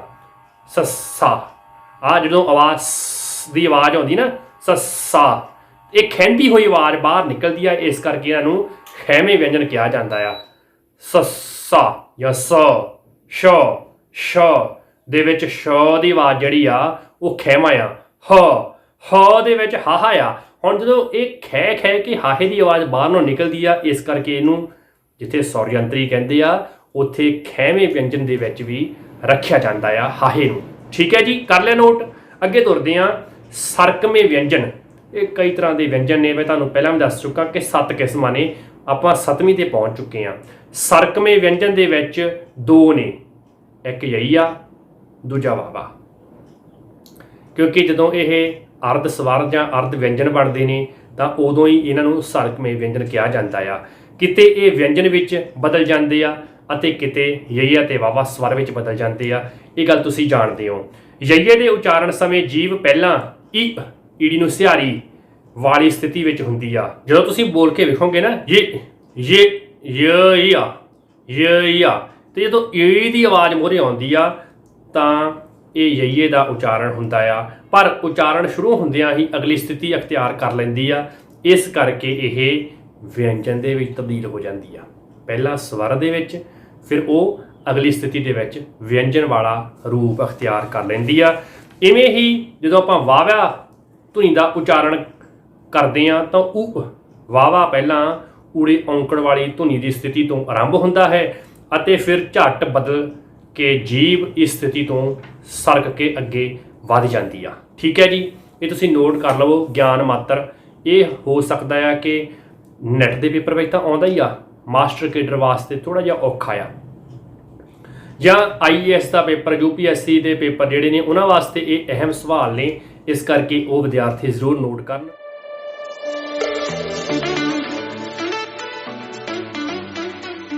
ਪਿਆਰੇ ਵਿਦਿਆਰਥੀਓ, ਹੁਣ ਆਪਾਂ ਅਗਲੇ ਨੁਕਤਿਆਂ ਵੱਲ ਵਧਦੇ ਹਾਂ। ਪੰਜਾਬੀ ਭਾਸ਼ਾ ਵਿੱਚ ਅਣਾਣਾ, ਨਈਆਂ, ngੰਗਾ, ਅੜਾੜਾ, ਲੱਲੇ ਪੈਰ ਬਿੰਦੀ ਤੋਂ ਇਲਾਵਾ ਬਾਕੀ ਸਾਰੇ ਵਿਅੰਜਨ ਸ਼ਬਦ ਦੀਆਂ 3 ਹੀ ਸਥਿਤੀਆਂ ਵਿੱਚ ਉਚਾਰੇ ਜਾਂਦੇ ਆ। ਭਾਵ ਪਹਿਲਾਂ ਵੀ ਆਉਂਦੇ ਆ, ਵਿਚਕਾਰ ਵੀ ਆਉਂਦੇ ਆ ਤੇ ਆਖਰ ਵਿੱਚ ਵੀ ਆਉਂਦੇ ਆ। ਅਣਾਣਾ ਤੁਸੀਂ ਕਿਸੇ ਵੀ ਸ਼ਬਦ ਦੇ ਮੋਹਰੇ ਲੱਗਿਆ ਨਹੀਂ ਵੇਖਿਆ। ਅਜੋਕੀ ਪੰਜਾਬੀ ਵਿੱਚ ਤਾਂ ਇਹ ਵਰਤੋਂ ਵਿੱਚ ਵੀ ਜਿਹੜਾ ਪਹਿਲੀ ਸਥਿਤੀ ਵਿੱਚ ਬਿਲਕੁਲ ਨਹੀਂ ਆਉਂਦਾ। ਇਸੇ ਤਰ੍ਹਾਂ ਹੀ ਨਈਆਂ, ngੰਗਾ, ਅੜਾੜਾ ਤੇ ਲੱਲੇ ਪੈਰ ਬਿੰਦੀ, ਇਹ ਕਿਸੇ ਵੀ ਸ਼ਬਦ ਦੇ ਮੋਹਰੇ ਨਹੀਂ ਆਪਾਂ ਵੇਖਦੇ ਆਮ ਤੌਰ ਤੇ। ਵਿਅੰਜਨ ਸ਼ਬਦ ਦੀ ਮੁੱਢਲੀ ਸਥਿਤੀ ਵਿੱਚ ਨਹੀਂ ਆਉਂਦੇ। ਇਹ ਤੁਸੀਂ ਨੋਟ ਕਰ ਲਵੋ। ਆਮ ਤੌਰ ਤੇ ਆਪਾਂ ngੰਗਾ ਤੇ ਨਈਏ ਬਾਰੇ ਤੇ ਜਾਣਦੇ ਹੁੰਦੇ ਆ, ਪਰ ਅਣਾਣਾ ਵੀ ਕਿਸੇ ਸ਼ਬਦ ਦੇ ਮੋਹਰੇ ਨਹੀਂ ਆਉਂਦਾ, ਅੜਾੜਾ ਵੀ ਕਿਸੇ ਸ਼ਬਦ ਦੇ ਮੋਹਰੇ ਨਹੀਂ ਆਉਂਦਾ, ਲੱਲੇ ਪੈਰ ਬਿੰਦੀ ਵਾਲਾ ਵੀ ਅੱਖਰ ਜਿਹੜਾ ਆ ਉਹ ਕਿਸੇ ਵੀ ਸ਼ਬਦ ਦੇ ਮੋਹਰੇ ਨਹੀਂ ਪੈਂਦਾ। ਇਸੇ ਤਰ੍ਹਾਂ ਹੀ ਯਈਏ ਦੀ ਵਰਤੋਂ ਵੀ ਬਤੌਰ ਵਿਅੰਜਨ ਸ਼ਬਦ ਦੀ ਅਖੀਰਲੀ ਜਾਂ ਅੰਤਲੀ ਸਥਿਤੀ ਦੇ ਵਿੱਚ ਨਹੀਂ ਹੁੰਦੀ। ਯਈਆ ਜਿੱਥੇ ਵੀ ਆਖਰ ਦੇ ਵਿੱਚ ਲਿਖਿਆ ਜਾਂਦਾ ਆ ਉਹ ਸਵਰ ਧੁਨੀ ਦੇ ਵਿੱਚ ਤਬਦੀਲ ਹੋ ਜਾਂਦਾ ਆ, ਉੱਥੇ ਉਹ ਵਿਅੰਜਨ ਨਹੀਂ ਰਹਿੰਦਾ। ਸ਼ਬਦ ਦੀ ਵਿਚਕਾਰਲੀ ਸਥਿਤੀ ਵਿੱਚ ਵੀ ਇਹ ਬਹੁਤ ਘੱਟ ਉਚਾਰਿਆ ਜਾਂਦਾ ਆ ਯਈਆ। ਇਸੇ ਤਰ੍ਹਾਂ ਹਾਹਾ ਧੁਨੀ ਦੀ ਵਰਤੋਂ ਵੀ ਸ਼ਬਦ ਦੀ ਮੁੱਢਲੀ ਸਥਿਤੀ ਵਿੱਚ ਹੁੰਦੀ ਹੈ। ਹਾਹਾ ਧੁਨੀ ਸ਼ਬਦ ਦੇ ਵਿਚਕਾਰ ਅਤੇ ਅੰਤ ਵਿੱਚ ਇਸ ਦੀ ਜਗ੍ਹਾ ਸੁਰ ਉਚਾਰੀ ਜਾਂਦੀ ਆ। ਆਖਰ ਤੇ ਹਾਹਾ ਹੋਵੇ ਜਾਂ ਵਿਚਕਾਰ ਹੋਵੇ ਤਾਂ ਉਹ ਸੁਰ ਬਣ ਜਾਂਦਾ ਆ। ਜਗ੍ਹਾ ਜੱਜਾ ਗੱਗੀ ਕੰਨਾ ਹਾਹਾ, ਜਗ੍ਹਾ ਆਹ ਦੀ ਆਵਾਜ਼ ਹੀ ਹਾਹੇ ਦੀ ਆਈ ਆ, ਹਾਹਾ ਜਿਹੜਾ ਉਚਾਰਨ ਨਹੀਂ ਹੁੰਦਾ। ਜੇ ਵਿਚਕਾਰ ਹੋਵੇ ਤਾਂ ਵੀ ਨਹੀਂ ਉਚਾਰਨ ਹੁੰਦਾ, ਪਰ ਜੇ ਹਾਹਾ ਮੋਹਰਲੇ ਪਾਸੇ ਲੱਗਿਆ ਹੋਵੇ ਸ਼ਬਦ ਦੇ ਤਾਂ ਉਹ ਉਚਾਰਿਆ ਜਾਂਦਾ ਆ, ਫਿਰ ਉਹ ਵਿਅੰਜਨ ਵਾ। ਠੀਕ ਹੈ ਜੀ, ਨਹੀਂ ਤਾਂ ਉਹ ਸੁਰ ਵਾ। ਪਰ ਹਾਹੇ ਦੀ ਉਪਭਾਸ਼ਾਈ ਸਥਿਤੀ ਵੱਖਰੀ ਹੋ ਸਕਦੀ ਆ, ਇਸ ਕਰਕੇ ਇਹ ਆਪਾਂ ਆਪਣੇ ਧਿਆਨ ਵਿੱਚ ਰੱਖਣਾ ਆ। ਹਰ ਇਲਾਕੇ ਦੀ ਆਪੋ ਆਪਣੀ ਭਾਸ਼ਾ ਅਨੁਸਾਰ ਇਹ ਕੁਝ ਵੱਖਰੇਵਾ ਹੋ ਸਕਦਾ ਆ। ਵਿਅੰਜਨ ਨੇੜਤਾ ਇੱਕ ਅਹਿਮ ਸੰਕਲਪ ਆ। ਜਦੋਂ ਕਿਸੇ ਸ਼ਬਦ ਜਾਂ ਉਚਾਰ ਖੰਡ ਵਿੱਚ 2 ਜਾਂ 2 ਤੋਂ ਵੱਧ ਵਿਅੰਜਨ ਜੁੜਵੇਂ ਰੂਪ ਵਿੱਚ ਆਉਣ, ਭਾਵ ਉਹਨਾਂ ਵਿਚਕਾਰ ਕੋਈ ਸਵਰ ਨਾ ਆਵੇ, ਤਾਂ ਵਿਅੰਜਨਾਂ ਦੀ ਅਜਿਹੀ ਵਰਤੋਂ ਨੂੰ ਵਿਅੰਜਨ ਨੇੜਤਾ ਕਿਹਾ ਜਾਂਦਾ ਆ। ਜਦੋਂ 2 ਵਿਅੰਜਨ ਇਕੱਠੇ ਆਉਂਦੇ ਆ ਤਾਂ ਉਹਨਾਂ ਨੂੰ ਵਿਅੰਜਨ ਨੇੜਤਾ ਕਿਹਾ ਜਾਂਦਾ ਆ, ਜਿਨ੍ਹਾਂ ਵਿੱਚ ਸਵਰ ਨਾ ਹੋਣ। ਵੈਸੇ ਆਮ ਤੌਰ ਤੇ ਸਵਰ ਹਰ ਅੱਖਰ ਤੋਂ ਬਾਅਦ ਮੁਕਤਾ ਹੁੰਦਾ ਆ, पर फिर भी आम तौर पर यह प्रश्न पूछा जाता है कि व्यंजन नेड़ता की आ। जिथे दो व्यंजन ਧੁਨੀਆਂ ਇਕੱਠੀਆਂ ਹੋਣ ਉਹ व्यंजन ਨੇੜਤਾ ਹੈ। ਸੌਖਾ ਜਿਹਾ ਕੰਮ ਆ। ਪੰਜਾਬੀ ਭਾਸ਼ਾ ਵਿੱਚ व्यंजन ਨੇੜਤਾ ਦੁੱਤ ਵਿਅੰਜਨਾਂ ਦੇ ਤੌਰ ਤੇ ਜਾਂ व्यंजन ਗੁੱਛਿਆਂ ਦੇ ਤੌਰ ਤੇ ਅਤੇ ਤੀਜੀ ਆਪਸ਼ਨ व्यंजन ਸੰਯੋਗ ਦੇ ਤੌਰ ਤੇ ਸਾਕਾਰ ਹੁੰਦੇ ਵੇਖੇ ਜਾ ਸਕਦੇ ਆ। ਇਹ ਤਿੰਨ ਤਰ੍ਹਾਂ ਇਹ व्यंजन ਨੇੜਤਾ ਦੇ ਸੰਕਲਪ ਜਿਹੜੇ ਨੇ ਉਹ ਨੇਪਰੇ ਚੜ੍ਹਦੇ ਆ। ਦੁੱਤ व्यंजन ਦੀ ਗੱਲ ਵੀ ਬਹੁਤ ਵਾਰ ਹੁੰਦੀ ਆ ਕਿ ਦੁੱਤ व्यंजन ਕੀ ਹੁੰਦੇ ਆ। ਜਦੋਂ ਕਿਸੇ ਸ਼ਬਦ ਜਾਂ ਉਚਾਰ ਖੰਡ ਵਿੱਚ ਇੱਕੋ व्यंजन ਧੁਨੀ ਦਾ ਉਚਾਰਨ ਦੂਹਰਾ ਕੀਤਾ ਜਾਵੇ ਤਾਂ ਉਸ ਨੂੰ ਦੁੱਤ व्यंजन ਕਿਹਾ ਜਾਂਦਾ ਆ। ਹੁਣ ਆਪਾਂ ਦੁੱਤ ਅੱਖਰ ਦੀ ਗੱਲ ਕੀਤੀ ਸੀ, ਅੱਧਕ ਹੁੰਦਾ ਆ, ਤੇ ਜਦੋਂ ਦੁੱਤ व्यंजन ਨੂੰ ਪੇਸ਼ ਕਰਨਾ ਆ ਤਾਂ ਪੰਜਾਬੀ ਵਿੱਚ ਦੁੱਤ व्यंजन ਇੱਕੋ ਉਚਾਰ ਖੰਡ ਦੀਆਂ ਹੱਦਾਂ ਦਰਮਿਆਨ ਵੀ ਸਾਕਾਰ ਹੁੰਦੇ ਹਨ। ਠੀਕ ਹੈ ਜੀ। ਦੁੱਤ ਉਚਾਰ ਖੰਡਾਂ ਦੀਆਂ ਹੱਦਾਂ ਉੱਤੇ ਵੀ ਵਿਚਰਦੇ ਹਨ, ਇਹ ਗੱਲ ਤੁਸੀਂ ਜਾਣਦੇ ਹੋ। ਤੇ ਦੁੱਤ व्यंजन ਨੂੰ ਪੰਜਾਬੀ ਲਿਖਤ ਵਿੱਚ ਅਧਿਕ ਦੇ ਚਿੰਨ੍ਹ ਨਾਲ ਸਾਕਾਰ ਕੀਤਾ ਜਾਂਦਾ ਹੈ। ਅਧਿਕ ਜਦੋਂ ਕਿਸੇ ਅੱਖਰ ਦੇ ਉੱਤੇ ਪਾਉਂਦੇ ਆ ਤਾਂ ਉਹ ਡਬਲ ਹੋ ਜਾਂਦਾ, ਉਤੇ ਬਲ ਸਟ੍ਰੈਸ ਜਦੋਂ ਜ਼ਿਆਦਾ ਆ ਜਾਂਦੀ ਆ ਤਾਂ ਉਹ ਦੁੱਤ व्यंजन ਬਣ ਜਾਂਦਾ ਆ। ਨਾਸਕੀ ਵਿਅੰਜਨਾਂ ਲਈ ਟਿੱਪੀ ਦੀ ਵਰਤੋਂ ਕੀਤੀ ਜਾਂਦੀ ਆ, ਇਹ ਆਪਾਂ ਜਾਣਦੇ ਆ। ਠੀਕ ਹੈ ਜੀ। ਟਿੱਪੀ ਨਾਸਕੀ ਜਾਂ ਨੱਕ ਚੋਂ ਆਵਾਜ਼ ਕੱਢਣ ਵਾਲੀ ਧੁਨੀ ਦਾ ਪ੍ਰਯੋਗ ਹੋਣ ਵਾਸਤੇ ਵਰਤੀ ਜਾਂਦੀ ਆ। ਤੇ ਅਧਕ ਜਿਹੜਾ ਆ ਉਹ ਕਿਸੇ ਸ਼ਬਦ ਦੇ ਉੱਪਰ ਜ਼ਿਆਦਾ ਬਲ ਦੇਣ ਵਾਸਤੇ ਵਰਤਿਆ ਜਾਂਦਾ ਆ। ਦੁੱਤ ਵਿਅੰਜਨਾਂ ਨਾਲ ਸ਼ਬਦਾਂ ਦੇ ਅਰਥਾਂ ਵਿੱਚ ਵੀ ਫਰਕ ਪੈ ਜਾਂਦਾ ਆ। ਉਦਾਹਰਨ ਦੇ ਲਈ ਆਪਾਂ ਕਹਿੰਦੇ ਆ ਸਦਾ, ਹਮੇਸ਼ਾ, ਸਦਾ। ਤੇ ਜੇ ਆਪਾਂ ਕਹੀਏ ਸੱਦਾ ਤਾਂ ਸੱਦਾ ਹੁੰਦਾ ਆ ਇਨਵੀਟੇਸ਼ਨ। ਇਸੇ ਤਰ੍ਹਾਂ ਹੀ ਕੱਦ, ਕੱਦ ਹੁੰਦਾ ਆ ਹਾਈਟ। ਜੇ ਆਪਾਂ ਕਹਿ ਦਈਏ ਕਦ, ਕਦੋਂ, ਹੈ ਨਾ। ਇਸ ਤਰ੍ਹਾਂ ਅਧਿਕ ਦੇ ਨਾਲ, ਸਟ੍ਰੈਸ ਦੇ ਨਾਲ ਜਾਂ ਦੁੱਤ ਵਿਅੰਜਨ ਦੇ ਨਾਲ ਸ਼ਬਦ ਦੇ ਅਰਥ ਦੇ ਵਿੱਚ ਵੀ ਪਰਿਵਰਤਨ ਹੋ ਜਾਂਦਾ ਆ। ਤੁਸੀਂ ਸਿਆਣੇ ਸਮਝ ਗਏ ਹੋ। ਵਿਅੰਜਨ ਗੁੱਛੇ ਇਹ ਬਹੁਤ ਵਾਰ ਪੇਪਰਾਂ ਦੇ ਵਿੱਚ ਆਇਆ ਆ। ਮੈਂ ਵਾਰ-ਵਾਰ ਇਸ ਕਰਕੇ ਕਹਿ ਰਿਹਾ ਕਿਉਂਕਿ ਇਹ ਪ੍ਰਸ਼ਨ ਅਹਿਮ ਨੇ। ਇਹਨਾਂ ਬਾਬਤ ਗੱਲ ਬਹੁਤ ਘੱਟ ਹੁੰਦੀ ਆ। ਭਾਸ਼ਾ ਵਿਗਿਆਨ ਨਾਲ ਸੰਬੰਧਿਤ ਬੰਦੇ ਜਿਹੜੇ ਨੇ ਉਹ ਵੀ ਬਹੁਤ ਘੱਟ ਬੋਲਦੇ ਨੇ, ਪਰ ਬਹੁਤ ਅਹਿਮ ਨੁਕਤੇ ਆ। ਜਦੋਂ ਦੋ ਜਾਂ ਦੋ ਤੋਂ ਵੱਧ ਵਿਅੰਜਨ ਬਿਨਾਂ ਸਵਰ ਦੀ ਸਹਾਇਤਾ ਤੋਂ ਉਚਾਰੇ ਜਾਣ ਤਾਂ ਵਿਅੰਜਨਾਂ ਦੀ ਅਜਿਹੀ ਵਰਤੋਂ ਨੂੰ ਵਿਅੰਜਨ ਗੁੱਛੇ ਕਿਹਾ ਜਾਂਦਾ ਆ। ਪੰਜਾਬੀ ਵਿੱਚ ਵਿਅੰਜਨ ਗੁੱਛੇ ਇੱਕ ਉਚਾਰ ਖੰਡ ਦੀ ਹੱਦ ਅੰਦਰ ਮਿਲਦੇ ਹਨ ਅਤੇ ਦੋ ਉਚਾਰ ਖੰਡ ਦੀਆਂ ਹੱਦਾਂ ਤੇ ਵਿਚਰਦੇ ਵਿਅੰਜਨਾਂ ਦੁਆਰਾ ਵੀ ਸਾਕਾਰ ਹੋ ਜਾਂਦੇ ਆ ਵਿਅੰਜਨ ਗੁੱਛੇ। ਪਿਆਰੇ ਵਿਦਿਆਰਥੀਓ, ਤੁਸੀਂ ਜਾਣਦੇ ਹੋ ਕਿ ਪੰਜਾਬੀ ਵਿੱਚ ਸ਼ਬਦਾਂ ਦੀਆਂ ਤਿੰਨਾਂ ਹੀ ਸਥਿਤੀਆਂ ਵਿੱਚ ਵਿਅੰਜਨ ਗੁੱਛਿਆਂ ਦੀ ਹੋਂਦ ਸਾਨੂੰ ਮਿਲਦੀ ਆ।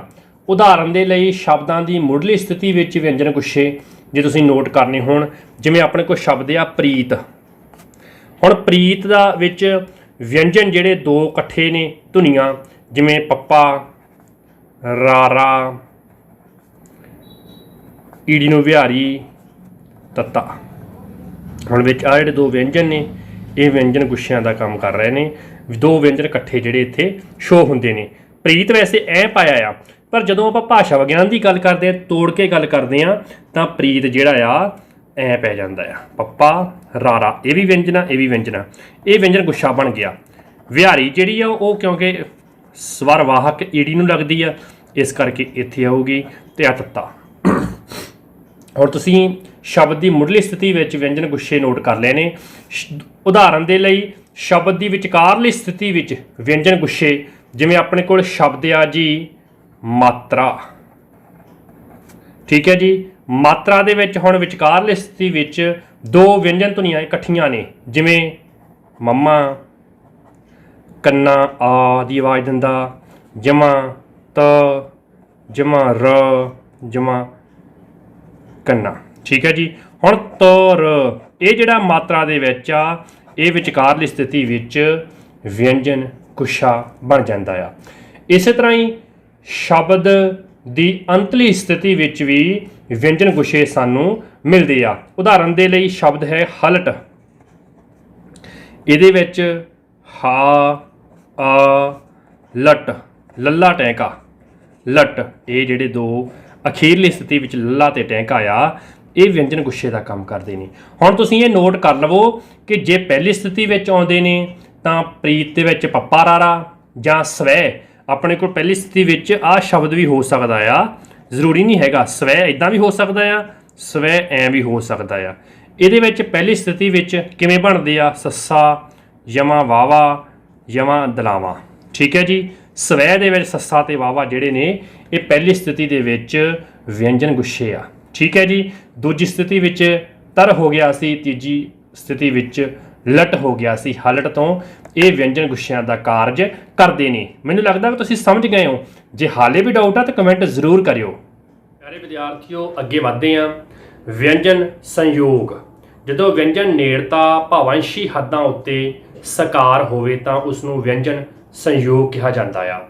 ਅਜਿਹੀ ਸਥਿਤੀ ਵਿੱਚ ਪਹਿਲੇ ਰੁਪੀਮ ਹੁੰਦੀ ਛੋਟੀ ਤੋਂ ਛੋਟੀ ਜਿਹੜੀ ਸਾਰਥਕ ਇਕਾਈ ਹੋਵੇ ਜਿਹਦਾ ਅਰਥ ਨਿਕਲਦਾ ਹੋਵੇ ਦਾ ਅਖੀਰਲਾ ਵਿਅੰਜਨ ਅਤੇ ਦੂਜੇ ਰੁਪੀਮ ਦਾ ਪਹਿਲਾ ਵਿਅੰਜਨ ਜੁੜਵੇਂ ਰੂਪ ਵਿੱਚ ਵਿਚਰਦੇ ਹਨ। ਉਦਾਹਰਨ ਦੇ ਲਈ ਉਹ ਵਿਅੰਜਨ ਸੰਯੋਗ ਹੁੰਦੇ ਆ, ਜਿਵੇਂ ਰੁਪੀਮ ਹੈ ਮਰ ਜਮਾ ਦਾ, ਮਰਦਾ। ਇਹਦੇ ਵਿੱਚ ਸ਼ਬਦ ਹੈਗਾ ਪੂਰਾ ਮਰਦਾ, ਪਰ ਰੁਪੀਮ ਹੈਗਾ ਇੱਕ ਹੈਗਾ ਮਰਦਾ ਆਪਣਾ ਮੀਨਿੰਗ ਆ, ਪਲੱਸ ਦਾ ਵੈਸੇ ਕੋਈ ਮੀਨਿੰਗ ਨਹੀਂ ਹੈਗਾ, ਪਰ ਜਦੋਂ ਉਹ ਮਰ ਦੇ ਨਾਲ ਲੱਗਦਾ ਆ ਤਾਂ ਉਹ ਪੂਰਾ ਮਰਦਾ ਸ਼ਬਦ ਬਣ ਜਾਂਦਾ ਆ। ਇਹਦੇ ਵਿੱਚ ਧੁਨੀਆਂ ਮੰਮਾ ਮੁਕਤਾ ਵਿੱਚ ਆੜਾ ਆਉਂਦਾ ਆ, ਫਿਰ ਰਾਰਾ ਆਉਂਦਾ ਆ, ਫਿਰ ਦੱਦਾ ਆਉਂਦਾ ਆ, ਫਿਰ ਕੰਨਾ ਆਉਂਦਾ ਆ। ਰੱਦ ਜਿਹੜਾ ਆ ਉਹ ਸੰਯੋਗ ਬਣ ਜਾਂਦਾ ਆ। ਉਦਾਹਰਣ ਤੁਸੀਂ ਸਕਰੀਨ ਤੇ, ਕਿਉਂਕਿ ਮੈਨੂੰ ਲੱਗਦਾ ਹੈ ਕਿ ਚੰਗੀ ਤਰ੍ਹਾਂ ਸਮਝੋਗੇ, ਆਓ ਸਕਰੀਨ ਤੇ ਵੇਖੋ। ਪਿਆਰੇ ਵਿਦਿਆਰਥੀਓ, ਵਿਅੰਜਨ ਸੰਯੋਗ ਤੁਸੀਂ ਜਾਣ ਹੀ ਚੁੱਕੇ ਹੋਗੇ। ਜਦੋਂ ਵਿਅੰਜਨ ਨੇੜਤਾ ਭਾਵੰਸ਼ੀ ਹੱਦਾਂ ਉੱਤੇ ਸਾਕਾਰ ਹੋਵੇ ਤਾਂ ਉਸ ਨੂੰ ਵਿਅੰਜਨ ਸੰਯੋਗ ਕਿਹਾ ਜਾਂਦਾ ਆ। ਜਿਵੇਂ ਉਦਾਹਰਣ ਮੈਂ ਤੁਹਾਨੂੰ ਇੱਥੇ ਸਮਝਾ ਦਿੰਦਾ ਆ। ਇੱਕ ਰੂਪੀਮ ਜਮਾ ਦੂਜਾ ਰੂਪੀਮ। ਠੀਕ ਹੈ ਜੀ। ਇਹ ਦੋ ਰੂਪੀਮ ਬਣ ਕੇ ਇੱਕ ਸ਼ਬਦ ਬਣਦਾ ਆ। ਇਹ ਤੁਸੀਂ ਨੋਟ ਕਰ ਲਵੋ। ਰੂਪੀਮ ਬਾਰੇ ਮੈਂ ਫਿਰ ਕਿਸੇ ਲੈਕਚਰ ਦੇ ਵਿੱਚ ਸਮਝਾ ਦੂੰਗਾ, ਉਹ ਅਗਲੇ ਲੈਕਚਰ ਦਾ ਹਿੱਸਾ ਹੋਊਗਾ। ਠੀਕ ਹੈ ਜੀ। ਉਸ ਤੋਂ ਬਾਅਦ ਸ਼ਬਦ ਦੀ ਜਦੋਂ ਆਪਾਂ ਤੋੜਦੇ ਹਾਂ ਤਾਂ ਫਿਰ ਧੁਨੀਆਂ ਦੇ ਵਿੱਚ ਉਹ ਬਦਲ ਜਾਂਦਾ ਆ। ਧੁਨੀਆਂ ਦੇ ਵਿੱਚ ਹੀ ਆਪਾਂ ਜਿਹੜਾ ਵਿਅੰਜਨ ਸੰਯੋਗ ਆ ਉਹਨੂੰ ਲੱਭਣਾ ਆ। ਇਹ ਮੈਂ ਲਿਖ ਦਿੱਤਾ ਉੱਤੇ ਤਾਂ ਕਿ ਤੁਹਾਨੂੰ ਸਮਝਣਾ ਜਿਹੜਾ ਥੋੜ੍ਹਾ ਜਿਹਾ ਸੌਖਾ ਹੋ ਜਾਵੇ। ਹੁਣ ਆਪਣੇ ਕੋਲ ਸ਼ਬਦ ਆ, ਪਹਿਲਾ ਰੁਪੀਮ ਮਰ, ਦੂਜਾ ਰੁਪੀਮ ਦਾ। ਹੁਣ ਮਰ ਦਾ ਜਦੋਂ ਇਕੱਠੇ ਹੁੰਦੇ ਆ ਤਾਂ ਉਹ ਸ਼ਬਦ ਬਣਦਾ ਆ ਮਰਦਾ। ਠੀਕ ਹੈ ਜੀ। ਇਹ ਰੁਪੀਮ ਇਕੱਠੇ ਹੋਣ ਤੋਂ ਬਾਅਦ ਅਸੀਂ ਇਹਨੂੰ ਤੋੜਨਾ ਆ ਧੁਨੀਆਂ ਦੇ ਵਿੱਚ। ਮੰਮਾ ਮੁਕਤਾ, ਕਿਉਂਕਿ ਇੱਥੇ ਜਿਹੜਾ ਆ ਮੁਕਤੇ ਦੀ ਆਵਾਜ਼ ਆਉਂਦੀ ਆ, ਮਰ, ਹੈ ਨਾ, ਇਹ ਮੁਕਤਾ। ਫਿਰ ਰਾਰਾ, ਦਾ, ਦੱਦਾ ਅਤੇ ਜਮਾ ਆੜਾ। ਹੁਣ ਜਿਹੜਾ ਰੱਦ ਵਾ ਰਾਰਾ ਦੱਦਾ ਵਿੱਚ ਆਉਂਦਾ ਆ, ਇਹ ਦੋ ਵਿਅੰਜਨ ਆਪਸ ਵਿੱਚ ਸੰਯੋਗ ਮਿਲਾ ਲੈਂਦੇ ਆ। ਕਿਉਂਕਿ ਆਹ ਵੇਖੋ, ਤੁਸੀਂ ਇੱਥੇ ਨੋਟ ਕੀਤਾ ਮਰ, ਇਹ ਮੰਮਾ ਅਤੇ ਰਾਰੇ ਨਾਲ ਸੰਯੋਗ ਸੀਗਾ। ਅਸਲ ਵਿੱਚ ਇਹ ਸ਼ਬਦ ਇੱਦਾਂ ਬਣਦਾ ਸੀ, ਪਰ ਜਦੋਂ ਆਪਾਂ ਇਹਨਾਂ ਨੂੰ ਧੁਨੀਆਂ ਵਿੱਚ ਤੋੜਿਆ ਅਤੇ ਮੰਮਾ ਤੋਂ ਬਾਅਦ ਮੁਕਤਾ ਧੁਨੀ ਆ ਗਈ, ਪਰ ਰਾਰਾ ਅਤੇ ਦੱਦਾ ਆਪਸ ਵਿੱਚ ਜੁੜ ਕੇ ਸੰਯੋਗ ਤੌਰ 'ਤੇ ਇਕੱਠੇ ਹੋ ਗਏ। ਮੰਮਾ ਰਾਰਾ ਇੱਥੇ ਮੰਮਾ ਦੱਦਾ ਦੇ ਵਿੱਚ ਬਦਲ ਜਾਂਦੇ ਆ। ਮੰਮਾ ਜਿਹੜਾ ਆ ਉਹ ਵੱਖਰਾ ਰਹਿ ਜਾਂਦਾ ਆ, ਰਾਰਾ ਅਤੇ ਦੱਦਾ ਜਿਹੜੇ ਆ ਉਹ ਇਕੱਠੇ ਹੋ ਜਾਂਦੇ ਆ। ਇਸ ਤਰ੍ਹਾਂ ਵਿਅੰਜਨ ਸੰਯੋਗ ਦੇ ਨਾਲ ਇਹ ਧੁਨੀਆਂ ਜਿਹੜੀਆਂ ਨੇ ਇਕੱਠੀਆਂ ਹੋਣ ਕਰਕੇ ਇਹਨਾਂ ਨੂੰ ਵਿਅੰਜਨ ਸੰਯੋਗ ਦਾ ਰੂਪ ਦਿੱਤਾ ਜਾਂਦਾ ਆ। ਦੂਜੀ ਉਦਾਹਰਣ ਵੀ ਤੁਸੀਂ ਵੇਖ ਸਕਦੇ ਹੋ, ਜਿਵੇਂ ਇੱਕ ਰੁਪੀਮ ਹੈ ਲਿਖ, ਦੂਜਾ ਦਾ, ਲਿਖਦਾ। ਹੁਣ ਇੱਥੇ ਸ਼ਬਦ ਤਾਂ ਆਹ ਬਣਦਾ ਆ ਲਿਖਦਾ। ਧੁਨੀਆਂ ਇਹਦੀਆਂ ਕੀ ਬਣਦੀਆਂ ਨੇ? ਲ, ਈ, ਹ, ਦਾ। ਠੀਕ ਹੈ ਜੀ। ਪਰ ਇਹਦੇ ਵਿੱਚ ਵੀ ਜਿਹੜੇ ਦੋ ਵਿਅੰਜਨ ਨੇ, ਆ ਵੇਖੋ, ਖੱਖਾ ਅਤੇ ਦੱਦਾ, ਇਹ ਸੰਯੋਗ ਵਸ ਇਕੱਠੇ ਹੁੰਦੇ ਨੇ। ਇਹਨਾਂ ਨੂੰ ਵਿਅੰਜਨ ਸੰਯੋਗ ਕਿਹਾ ਜਾਂਦਾ ਆ। ਇੱਥੋਂ ਤੁਸੀਂ ਨੋਟ ਕਰ ਸਕਦੇ ਹੋ ਲੱਲਾ ਅਤੇ ਦੱਦਾ। ਕੰਨਾ ਨਹੀਂ ਹੈਗਾ, ਕੰਨਾ ਵੱਖਰਾ ਆ। ਇਸ ਤਰ੍ਹਾਂ ਇਹ ਵਿਅੰਜਨ ਸੰਯੋਗ ਧੁਨੀਆਂ ਜਿਹੜੀਆਂ ਨੇ ਸਾਡੇ ਸਾਹਮਣੇ ਆਉਂਦੀਆਂ ਨੇ। ਅਜਿਹੀ ਸਥਿਤੀ ਵਿੱਚ ਪਹਿਲਾ ਰੁਪੀਮ ਦਾ ਅਖੀਰਲਾ ਅੱਖਰ, ਜਿਵੇਂ ਆਹ ਪਹਿਲਾ ਰੁਪੀਮ ਆਹ ਆ ਲਿਖ, ਇਹਦਾ ਖੱਖਾ ਦੂਜਾ ਅਖੀਰਲਾ ਅੱਖਰ ਹੋ ਗਿਆ। ਵਿਅੰਜਨ ਅਤੇ ਦੂਜੇ ਰਪੀਮ ਦਾ ਪਹਿਲਾ ਅੱਖਰ ਕਿਹੜਾ? ਦੱਦਾ। ਦੂਜਾ ਹੈਗਾ ਵਾ ਕੰਨਾ। ਵਿਅੰਜਨ ਜੁੜਵੇਂ ਰੂਪ ਵਿੱਚ ਵਿਚਰਦੇ ਹਨ। ਜੁੜਵੇਂ ਰੂਪ ਵਿੱਚ ਕਿਵੇਂ ਵਿਚਰਦੇ ਆ? ਆਹਾ ਤੇ ਆਹਾ ਜਦੋਂ ਇਕੱਠੇ ਹੋ ਗਏ ਇੱਥੇ ਤਾਂ ਇਹਨੂੰ ਵਿਅੰਜਨ ਸੰਯੋਗ ਕਿਹਾ ਜਾਂਦਾ ਹੈ। ਮੈਨੂੰ ਉਮੀਦ ਆ ਕਿ ਹੁਣ ਤੁਸੀਂ ਸਮਝ ਗਏ ਹੋਵੋਗੇ। ਪਿਆਰੇ ਵਿਦਿਆਰਥੀਓ, ਹੁਣ ਤੱਕ ਆਪਾਂ ਖੰਡੀ ਧੁਨੀਆਂ ਦੀ ਗੱਲ ਕਰ ਚੁੱਕੇ ਹਾਂ, ਜਿਹਦੇ ਵਿੱਚ ਸਵਰ ਧੁਨੀਆਂ ਤੇ ਵਿਅੰਜਨ ਧੁਨੀਆਂ ਦੀਆਂ ਵੱਖ-ਵੱਖ ਸਥਿਤੀਆਂ ਉਚਾਰਨ ਅੰਗਾਂ ਦੀ ਸਹਾਇਤਾ ਦੇ ਨਾਲ ਆਪਾਂ ਉਹਨਾਂ ਨੂੰ ਪੂਰੀ ਤਰ੍ਹਾਂ ਵਿਆਖਿਆ ਦੇ ਚੁੱਕੇ ਹਾਂ, ਸਮਝ ਚੁੱਕੇ ਹਾਂ। ਹੁਣ ਅਸੀਂ ਪੰਜਾਬੀ ਭਾਸ਼ਾ ਦੀਆਂ ਅਖੰਡੀ ਧੁਨੀਆਂ ਬਾਬਤ ਗੱਲਬਾਤ ਕਰਨੀ ਆ। ਤੁਸੀਂ ਜਾਣਦੇ ਹੋ ਕਿ ਖੰਡੀ ਧੁਨੀਆਂ ਦੇ ਉਲਟ ਅਖੰਡੀ ਧੁਨੀਆਂ ਨੂੰ ਬੋਲਾਂ ਵਿੱਚ ਜੋੜ ਵਿਛੋੜ ਕੇ ਵਿਸ਼ਲੇਸ਼ਿਤ ਨਹੀਂ ਕੀਤਾ ਜਾ ਸਕਦਾ, ਭਾਵ ਇਹਨਾਂ ਦਾ ਖੰਡ ਕਰਕੇ ਟੁਕੜੇ ਨਹੀਂ ਕੀਤੇ ਜਾ ਸਕਦੇ, ਕਿਉਂਕਿ ਅਖੰਡੀ ਧੁਨੀਆਂ ਸ਼ਬਦ ਬੋਲਾਂ ਵਿੱਚ ਸੁਤੰਤਰ ਤੌਰ ਤੇ ਵਿਚਰਨ ਦੀ ਸਮਰੱਥਾ ਨਹੀਂ ਰੱਖਦੀਆਂ। ਠੀਕ ਹੈ ਜੀ। ਇਹ ਹਮੇਸ਼ਾ ਖੰਡੀ ਧੁਨੀਆਂ ਨਾਲ ਮਿਲ ਕੇ ਹੀ ਆਪਣਾ ਭਾਸ਼ਾਈ ਕਾਰਜ ਕਰਦੀਆਂ ਹਨ। Very important. ਅਖੰਡੀ ਧੁਨੀਆਂ ਖੰਡੀ ਧੁਨੀਆਂ ਦੇ ਨਾਲ ਮਿਲ ਕੇ ਹੀ ਆਪਣਾ ਭਾਸ਼ਾਈ ਕਾਰਜ ਕਰਦੀਆਂ ਆ। ਅਖੰਡੀ ਧੁਨੀਆਂ ਉਹ ਹਨ ਜਿਨ੍ਹਾਂ ਦਾ ਖੰਡ ਕਰਕੇ ਵਿਸ਼ਲੇਸ਼ਣ ਨਹੀਂ ਕੀਤਾ ਜਾ ਸਕਦਾ। ਇਹ ਅਖੰਡ ਸੁਭਾਅ ਦੀਆਂ ਧਾਰਨੀ ਧੁਨੀਆਂ ਹੁੰਦੀਆਂ ਆ, ਅਖੰਡੀ ਧੁਨੀਆਂ। ਠੀਕ ਹੈ ਜੀ। ਇਹਦੇ ਵਿੱਚ ਸਭ ਤੋਂ ਪਹਿਲੀ ਹੈਗੀ ਆ ਜੀ ਸੁਰ, ਜਿਹਨੂੰ ਆਪਾਂ ਟੋਨ ਕਹਿੰਦੇ ਆ। ਸੁਰ ਪੰਜਾਬੀ ਭਾਸ਼ਾ ਦਾ ਮੁੱਖ ਪਛਾਣ ਚਿੰਨ੍ਹ ਆ, ਇਹ ਨੋਟ ਕਰ ਲਵੋ। ਸੁਰ ਪੰਜਾਬੀ ਭਾਸ਼ਾ ਦਾ ਅਹਿਮ ਹਿੱਸਾ ਹੈ। ਜਿਵੇਂ ਅੰਗਰੇਜ਼ੀ ਵਿੱਚ ਬਲ ਭਾਵ ਸਟ੍ਰੈਸ ਇੱਕ ਜ਼ਰੂਰੀ ਹਿੱਸਾ ਮੰਨਿਆ ਜਾਂਦਾ ਆ। ਸੁਰ ਇੱਕ ਅਖੰਡੀ ਧੁਨੀ ਹੈ। Very important. ਇਸ ਦਾ ਸੰਬੰਧ ਮਨੁੱਖੀ ਆਵਾਜ਼ ਨਾਲ ਹੈ। ਸੁਰ ਦਾ ਸੰਬੰਧ ਕਾਹਦੇ ਨਾਲ ਆ? ਮਨੁੱਖ ਦੀ ਆਵਾਜ਼ ਦੇ ਨਾਲ। ਆਵਾਜ਼ ਮਨੁੱਖ ਦੇ ਮੂੰਹ ਪੋਲ ਵਿਚਲੇ ਧੁਨੀ ਅੰਗਾਂ ਦੁਆਰਾ ਨਾਦ ਤੰਦਾਂ ਭਾਵ ਵੋਕਲ ਕਾਰਡਸ, ਨਾਦ ਤੰਦਾਂ ਨੂੰ ਅੰਗਰੇਜ਼ੀ ਵਿੱਚ ਕਹਿੰਦੇ ਆ ਵੋਕਲ ਕਾਰਡਸ, ਦੀ ਥਰਥਰਾਹਟ ਵਿੱਚੋਂ ਪੈਦਾ ਹੁੰਦੀ ਹੈ। ਨਾਦ ਤੰਦਾਂ ਦੇ ਕੰਬਣ ਦੀ ਗਤੀ ਤੇ ਉਤਰਾ ਚੜਾਅ ਨਾਲ ਉੱਚੀਆਂ ਤੇ ਨੀਵੀਆਂ ਆਵਾਜ਼ਾਂ ਪੈਦਾ ਹੁੰਦੀਆਂ ਹਨ। ਸਾਡੇ ਉੱਚੀ ਜਾਂ ਨੀਵਾਂ ਬੋਲਣ ਨਾਲ ਸੁਰ ਤੰਦਾਂ ਦੇ ਕੰਬਣ ਦੀ ਗਤੀ ਵੱਧ ਘਟ ਜਾਂਦੀ ਹੈ। ਜਿੰਨੀ ਉੱਚੀ ਬੋਲਾਂਗੇ ਉਹ ਕੰਬਾਹਟ ਜ਼ਿਆਦਾ ਆ, ਜਿੰਨਾ ਨੀਵਾਂ ਬੋਲਾਂਗੇ ਕੰਬਾਹਟ ਘਟ ਜਾਂਦੀ ਆ। ਸੁਰ ਤੰਦਾਂ ਦੇ ਕੰਬਣ ਦੀ ਗਤੀ ਨੂੰ ਪਿੱਚ ਜਾਂ ਤਾਨ ਕਿਹਾ ਜਾਂਦਾ ਹੈ। Very important. ਸੁਰ ਤੰਦਾਂ ਦੇ ਕੰਬਣ ਦੀ ਗਤੀ ਨੂੰ ਪਿੱਚ ਜਾਂ ਤਾਨ ਕਿਹਾ ਜਾਂਦਾ ਹੈ। ਸੁਰ ਤੰਦਾਂ ਦੇ ਕੰਬਣ ਦੀ ਗਤੀ ਦਾ ਉਤਰਾ ਚੜਾਅ ਸ਼ਬਦ ਦੇ ਪੱਧਰ ਤੇ ਸਾਰਥਕ ਹੁੰਦਾ ਹੈ, ਭਾਵ ਸ਼ਬਦਾਂ ਦੇ ਅਰਥਾਂ ਵਿੱਚ ਫਰਕ ਪੈ ਜਾਂਦਾ ਹੈ, ਪਰ ਸ਼ਬਦਾਂ ਵਿਚਲੇ ਸਵਰਾਂ ਤੇ ਵਿਅੰਜਨਾਂ ਦੀ ਤਰਤੀਬ ਤੇ ਗਿਣਤੀ ਉਹੀ ਰਹਿੰਦੀ ਆ। ਉਦਾਹਰਨ ਦੇ ਲਈ ਆਪਾਂ ਕਹਿੰਦੇ ਆ ਕਿ ਪਾੜਾ ਕੀ ਹੁੰਦਾ? ਪੱਪੇ ਕੰਨਾ ਰਾੜੇ ਕੰਨਾ, ਵਿੱਥ। ਕਿਸੇ ਚੀਜ਼ ਵਿੱਚ ਪਾੜਾ ਪਾਉਣਾ, ਵਿੱਥ ਪਾਉਣੀ। ਠੀਕ ਹੈ ਜੀ। ਹੁਣ ਆਪਾਂ ਜੇ ਸਟ੍ਰੈਸ ਦੇ ਕੇ ਬੋਲੀਏ ਜਾਂ ਫਿਰ ਪਾੜਾ ਕਹੀਏ, ਪਾੜਾ ਕੀ ਹੁੰਦਾ? ਪੜਾਕੂ ਬੰਦਾ। ਪੱਪਾ ਕੰਨਾ ਰਾੜੇ ਕੰਨਾ ਪੈਰ ਛਾਹਾ, ਪਾੜਾ ਪੜਾਕੂ ਹੋ ਗਿਆ। ਦੀਆਂ ਧੁਨੀਆਂ ਦੀ ਤਰਤੀਬ ਅਤੇ ਗਿਣਤੀ ਸਮਾਨ ਹੈ, ਪਰ ਇਹਨਾਂ ਦੇ ਅਰਥਾਂ ਦੇ ਵਿੱਚ ਫਰਕ ਪੈ ਗਿਆ। ਕਿਉਂ? ਕਿਉਂਕਿ ਸੁਰ ਚੇਂਜ ਹੋ ਗਈ। ਤੇ ਤੁਸੀਂ ਜਾਣ ਚੁੱਕੇ ਹੋਵੋਗੇ ਕਿ ਅਰਥਾਂ ਦਾ ਇਹ ਫਰਕ ਪਿੱਚ ਜਾਂ ਤਾਨ ਦੇ ਕਾਰਨ ਪਿਆ ਆ। ਠੀਕ ਹੈ ਜੀ।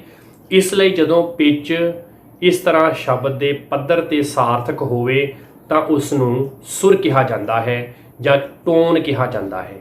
Very important. ਮੂਲ ਰੂਪ ਵਿੱਚ ਸੁਰ ਦਾ ਪ੍ਰਭਾਵ ਸਵਰਾਂ ਤੇ ਹੀ ਪੈਂਦਾ ਹੈ। Very important.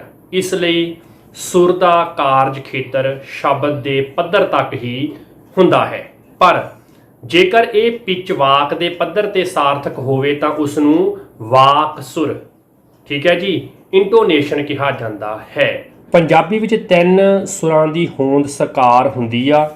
ਨੀਵੀਂ ਸੁਰ, ਠੀਕ ਹੈ ਜੀ, ਨੋਟ ਕਰ ਲਵੋ।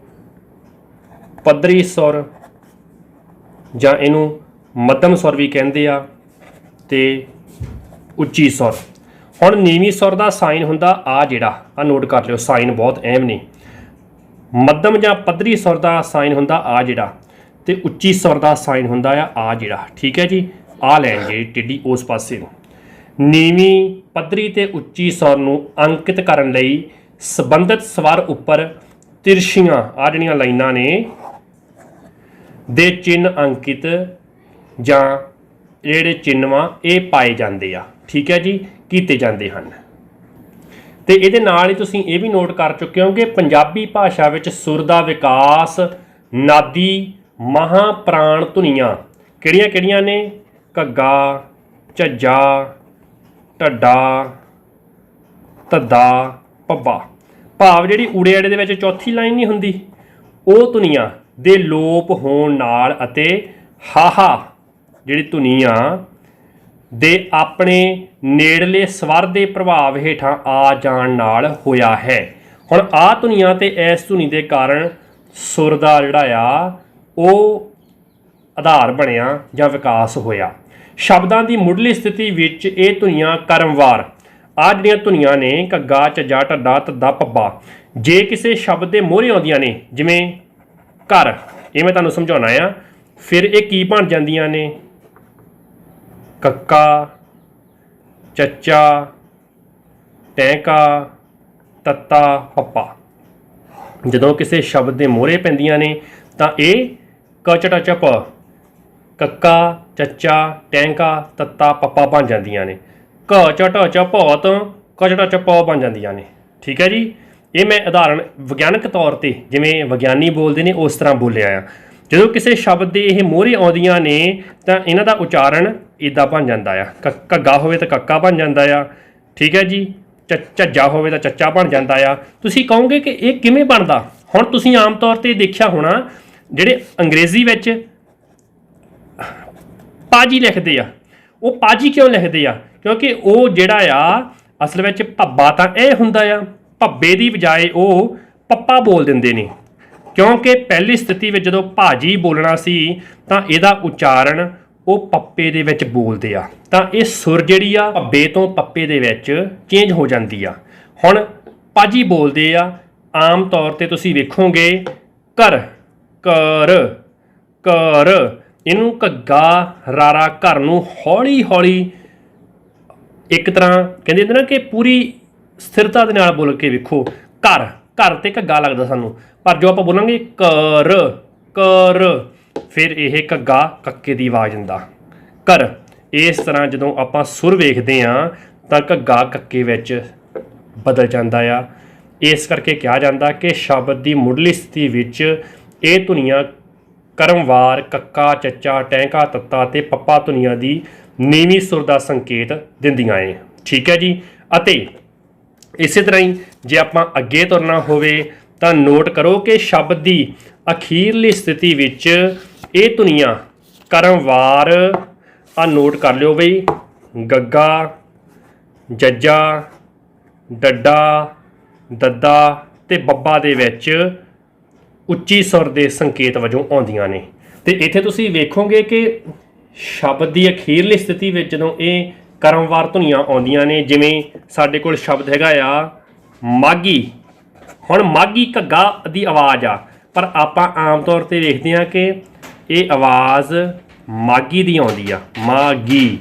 ਹੁਣ ਜਦੋਂ ਅਖੀਰਲੀ ਸਥਿਤੀ ਵਿੱਚ ਜਿਹੜੀ ਇਹ ਘੱਗੇ ਦੀ ਸੌਰ ਆ ਘੱਗੇ ਦੇ ਵਿੱਚ ਚੇਂਜ ਹੋ ਜਾਂਦੀ ਆ। ਤੁਸੀਂ ਹੌਲੀ ਜਿਹੀ ਨਾ ਬੋਲ ਕੇ ਵੇਖੋ, ਮਾਘੀ, ਮਾਘੀ। ਤੁਸੀਂ ਆਮ ਤੌਰ 'ਤੇ ਗੀਤ ਸੁਣਦੇ ਹੋ ਜਾਂ ਲਹਿੰਦੇ ਪੰਜਾਬ ਦੇ ਲੋਕਾਂ ਨੂੰ ਬੋਲਦੇ ਸੁਣਦੇ ਹੋ ਨਾ, ਤਾਂ ਉਹ ਗੱਗੇ ਨੂੰ ਜਿਹੜਾ ਆ ਜਾਂ ਘੱਗੇ ਨੂੰ ਜਿਹੜਾ ਆ ਉਹ ਗੱਗੇ ਦੇ ਵਿੱਚ ਬੋਲਦੇ ਨੇ, ਧੀਮਾ ਬੋਲੋ। ਉਹ ਧੀਮਾ ਬੋਲੋ ਨਹੀਂ ਕਹਿੰਦੇ, ਧੱਦੇ ਦੀ ਬਜਾਏ ਦੱਦਾ ਬੋਲਦੇ ਨੇ, ਧੀਮਾ ਬੋਲੋ। ਇਸ ਤਰ੍ਹਾਂ ਜਦੋਂ ਸ਼ਬਦ ਦੀ ਅਖੀਰਲੀ ਸਥਿਤੀ ਦੇ ਵਿੱਚ ਘੱਗਾ, ਝੱਜਾ, ਢੱਡਾ, ਧੱਦਾ, ਪੱਬਾ ਆਉਂਦੇ ਨੇ ਤਾਂ ਉਹ ਇਹਨਾਂ ਧੁਨੀਆਂ ਦੇ ਵਿੱਚ ਸੁਰਾਤਮਕ ਤੌਰ 'ਤੇ ਬਦਲ ਜਾਂਦੇ ਹਨ। ਕਲੀਅਰ ਹੈ ਜੀ? ਇਹ ਉੱਚੀ ਸੁਰ ਦੇ ਸੰਕੇਤ ਵਜੋਂ ਪੇਸ਼ ਹੁੰਦੇ ਆ। ਸ਼ਬਦ ਦੀ ਵਿਚਕਾਰਲੀ ਸਥਿਤੀ ਵਿੱਚ ਸੁਰ ਦਾ ਉੱਚਾ ਜਾਂ ਨੀਵਾਂ ਹੋਣਾ ਇਸ ਗੱਲ 'ਤੇ ਨਿਰਭਰ ਕਰਦਾ ਹੈ ਕਿ ਦਬਾਅ ਕਿਹੜੇ ਸੁਰ 'ਤੇ ਹੈ। ਜੇਕਰ ਦਬਾਅ ਪਹਿਲੇ ਸਵਰ 'ਤੇ ਹੋਵੇ ਤਾਂ ਉੱਚੀ ਸੁਰ ਹੈ, ਜੇ ਦਬਾਅ ਪਿਛਲੇ ਸਵਰ 'ਤੇ ਹੋਵੇ ਤਾਂ ਉਹ ਫਿਰ ਨੀਵੀਂ ਸੁਰ ਸਾਕਾਰ ਹੁੰਦੀ ਆ। ਉਦਾਹਰਨ ਦੇ ਲਈ ਸਾਡੇ ਕੋਲ ਸ਼ਬਦ ਆ ਮਾਘੀ। ਹੁਣ ਇਹਦੇ ਵਿੱਚ ਆਪਾਂ ਵੇਖਦੇ ਹਾਂ ਕਿ ਮੰਮਾ, ਕੰਨਾ, ਗੱਗਾ, ਈ, ਮਾਘੀ। ਇਹਦੇ ਵਿੱਚ ਹੁਣ ਮਾਘੀ ਦੇ ਵਿੱਚ ਅ ਦੀ ਜਿਹੜੀ ਸੁਰ ਆ ਉਹ ਉੱਚੀ ਹੋ ਗਈ, ਮਾਘੀ। ਇੱਥੇ ਇਹ ਉੱਚੀ ਸੁਰ ਦੇ ਵਿੱਚ ਆਉਂਦਾ ਆ ਕਿਉਂਕਿ ਦਬਾਅ ਪਹਿਲੇ ਸਵਰ ਤੇ ਆਉਂਦਾ ਆ। ਇਸੇ ਤਰ੍ਹਾਂ ਹੀ ਜੇ ਦਬਾਅ ਪਿਛਲੇ ਸਵਰ ਤੇ ਹੋਵੇ ਤਾਂ ਨੀਵੀਂ ਸੁਰ ਬਣ ਜਾਂਦੀ ਆ।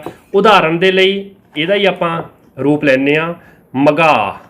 ਹੁਣ ਮਗਾ ਨੂੰ ਆਪਾਂ ਸਹਿਜੇ ਬੋਲ ਲਿਆ ਕਿਉਂਕਿ ਇਹ ਨੀਵੀਂ ਸੁਰ ਆ। ਕਿਉਂ? ਮੰਮਾ, ਆੜਾ, ਗੱਗਾ, ਆੜੇ ਕੰਨਾ, ਕਿਉਂਕਿ ਆੜਾ ਕੰਨਾ ਆ ਦੀ ਆਵਾਜ਼ ਦਾ। ਮਗਾ ਦੇ ਪਿਛਲੇ ਪਾਸੇ ਸੁਰ ਵਾ, ਇੱਥੇ ਮੂਹਰੇ ਸੀਗਾ, ਇਹ ਉੱਚੀ ਸੁਰ, ਇਹ ਨੀਵੀਂ ਸੁਰ ਦੇ ਵਿੱਚ ਤਬਦੀਲ ਹੋ ਜਾਂਦੇ ਆ। ਮੈਨੂੰ ਪੂਰੀ ਉਮੀਦ ਆ ਕਿ ਹੁਣ ਤੁਸੀਂ ਸਮਝ ਗਏ ਹੋਵੋਗੇ। ਥੋੜਾ ਜਿਹਾ ਔਖਾ ਆ ਪਰ ਹਿੰਮਤ ਕਰਨ ਵਾਲਿਆਂ ਦੀ ਹਾਰ ਨਹੀਂ ਹੁੰਦੀ, ਇਹ ਤਾਂ ਆਪਾਂ ਜਾਣਦੇ ਆ ਨਾ। ਦੂਜੀ ਵਾਰੀ ਸੁਣ ਲਿਓ ਪਰ ਇਹ ਛੱਡਣਾ ਨਹੀਂ ਹੈਗਾ। ਹਾਹੇ ਦਾ ਉਚਾਰਨ ਪੰਜਾਬੀ ਦੀਆਂ ਵੱਖ-ਵੱਖ ਉਪਭਾਸ਼ਾਵਾਂ ਵਿੱਚ ਵੱਖ-ਵੱਖ ਹੁੰਦਾ ਆ। ਇਹ ਗੱਲ ਤੁਸੀਂ ਪਹਿਲਾਂ ਵੀ ਨੋਟ ਕਰ ਚੁੱਕੇ ਹੋ। ਮਾਝੀ ਉਪਭਾਸ਼ਾ ਵਿੱਚ ਹਾਹਾ ਧੁਨੀ ਦਾ ਉਚਾਰਨ ਸ਼ਬਦਾਂ ਦੀਆਂ ਜਾਂ ਸ਼ਬਦ ਦੀਆਂ ਤਿੰਨੇ ਹੀ ਸਥਿਤੀਆਂ ਵਿੱਚ ਸੁਰ ਦਾ ਸੰਕੇਤ ਦਿੰਦਾ ਆ।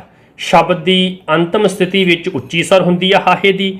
ਦੇਖੋ ਜੀ, ਅੰਤਿਮ ਸਥਿਤੀ ਵਿੱਚ ਉੱਚੀ ਸੁਰ, ਠੀਕ ਹੈ ਜੀ। ਮੁੱਢਲੀ ਸਥਿਤੀ ਵਿੱਚ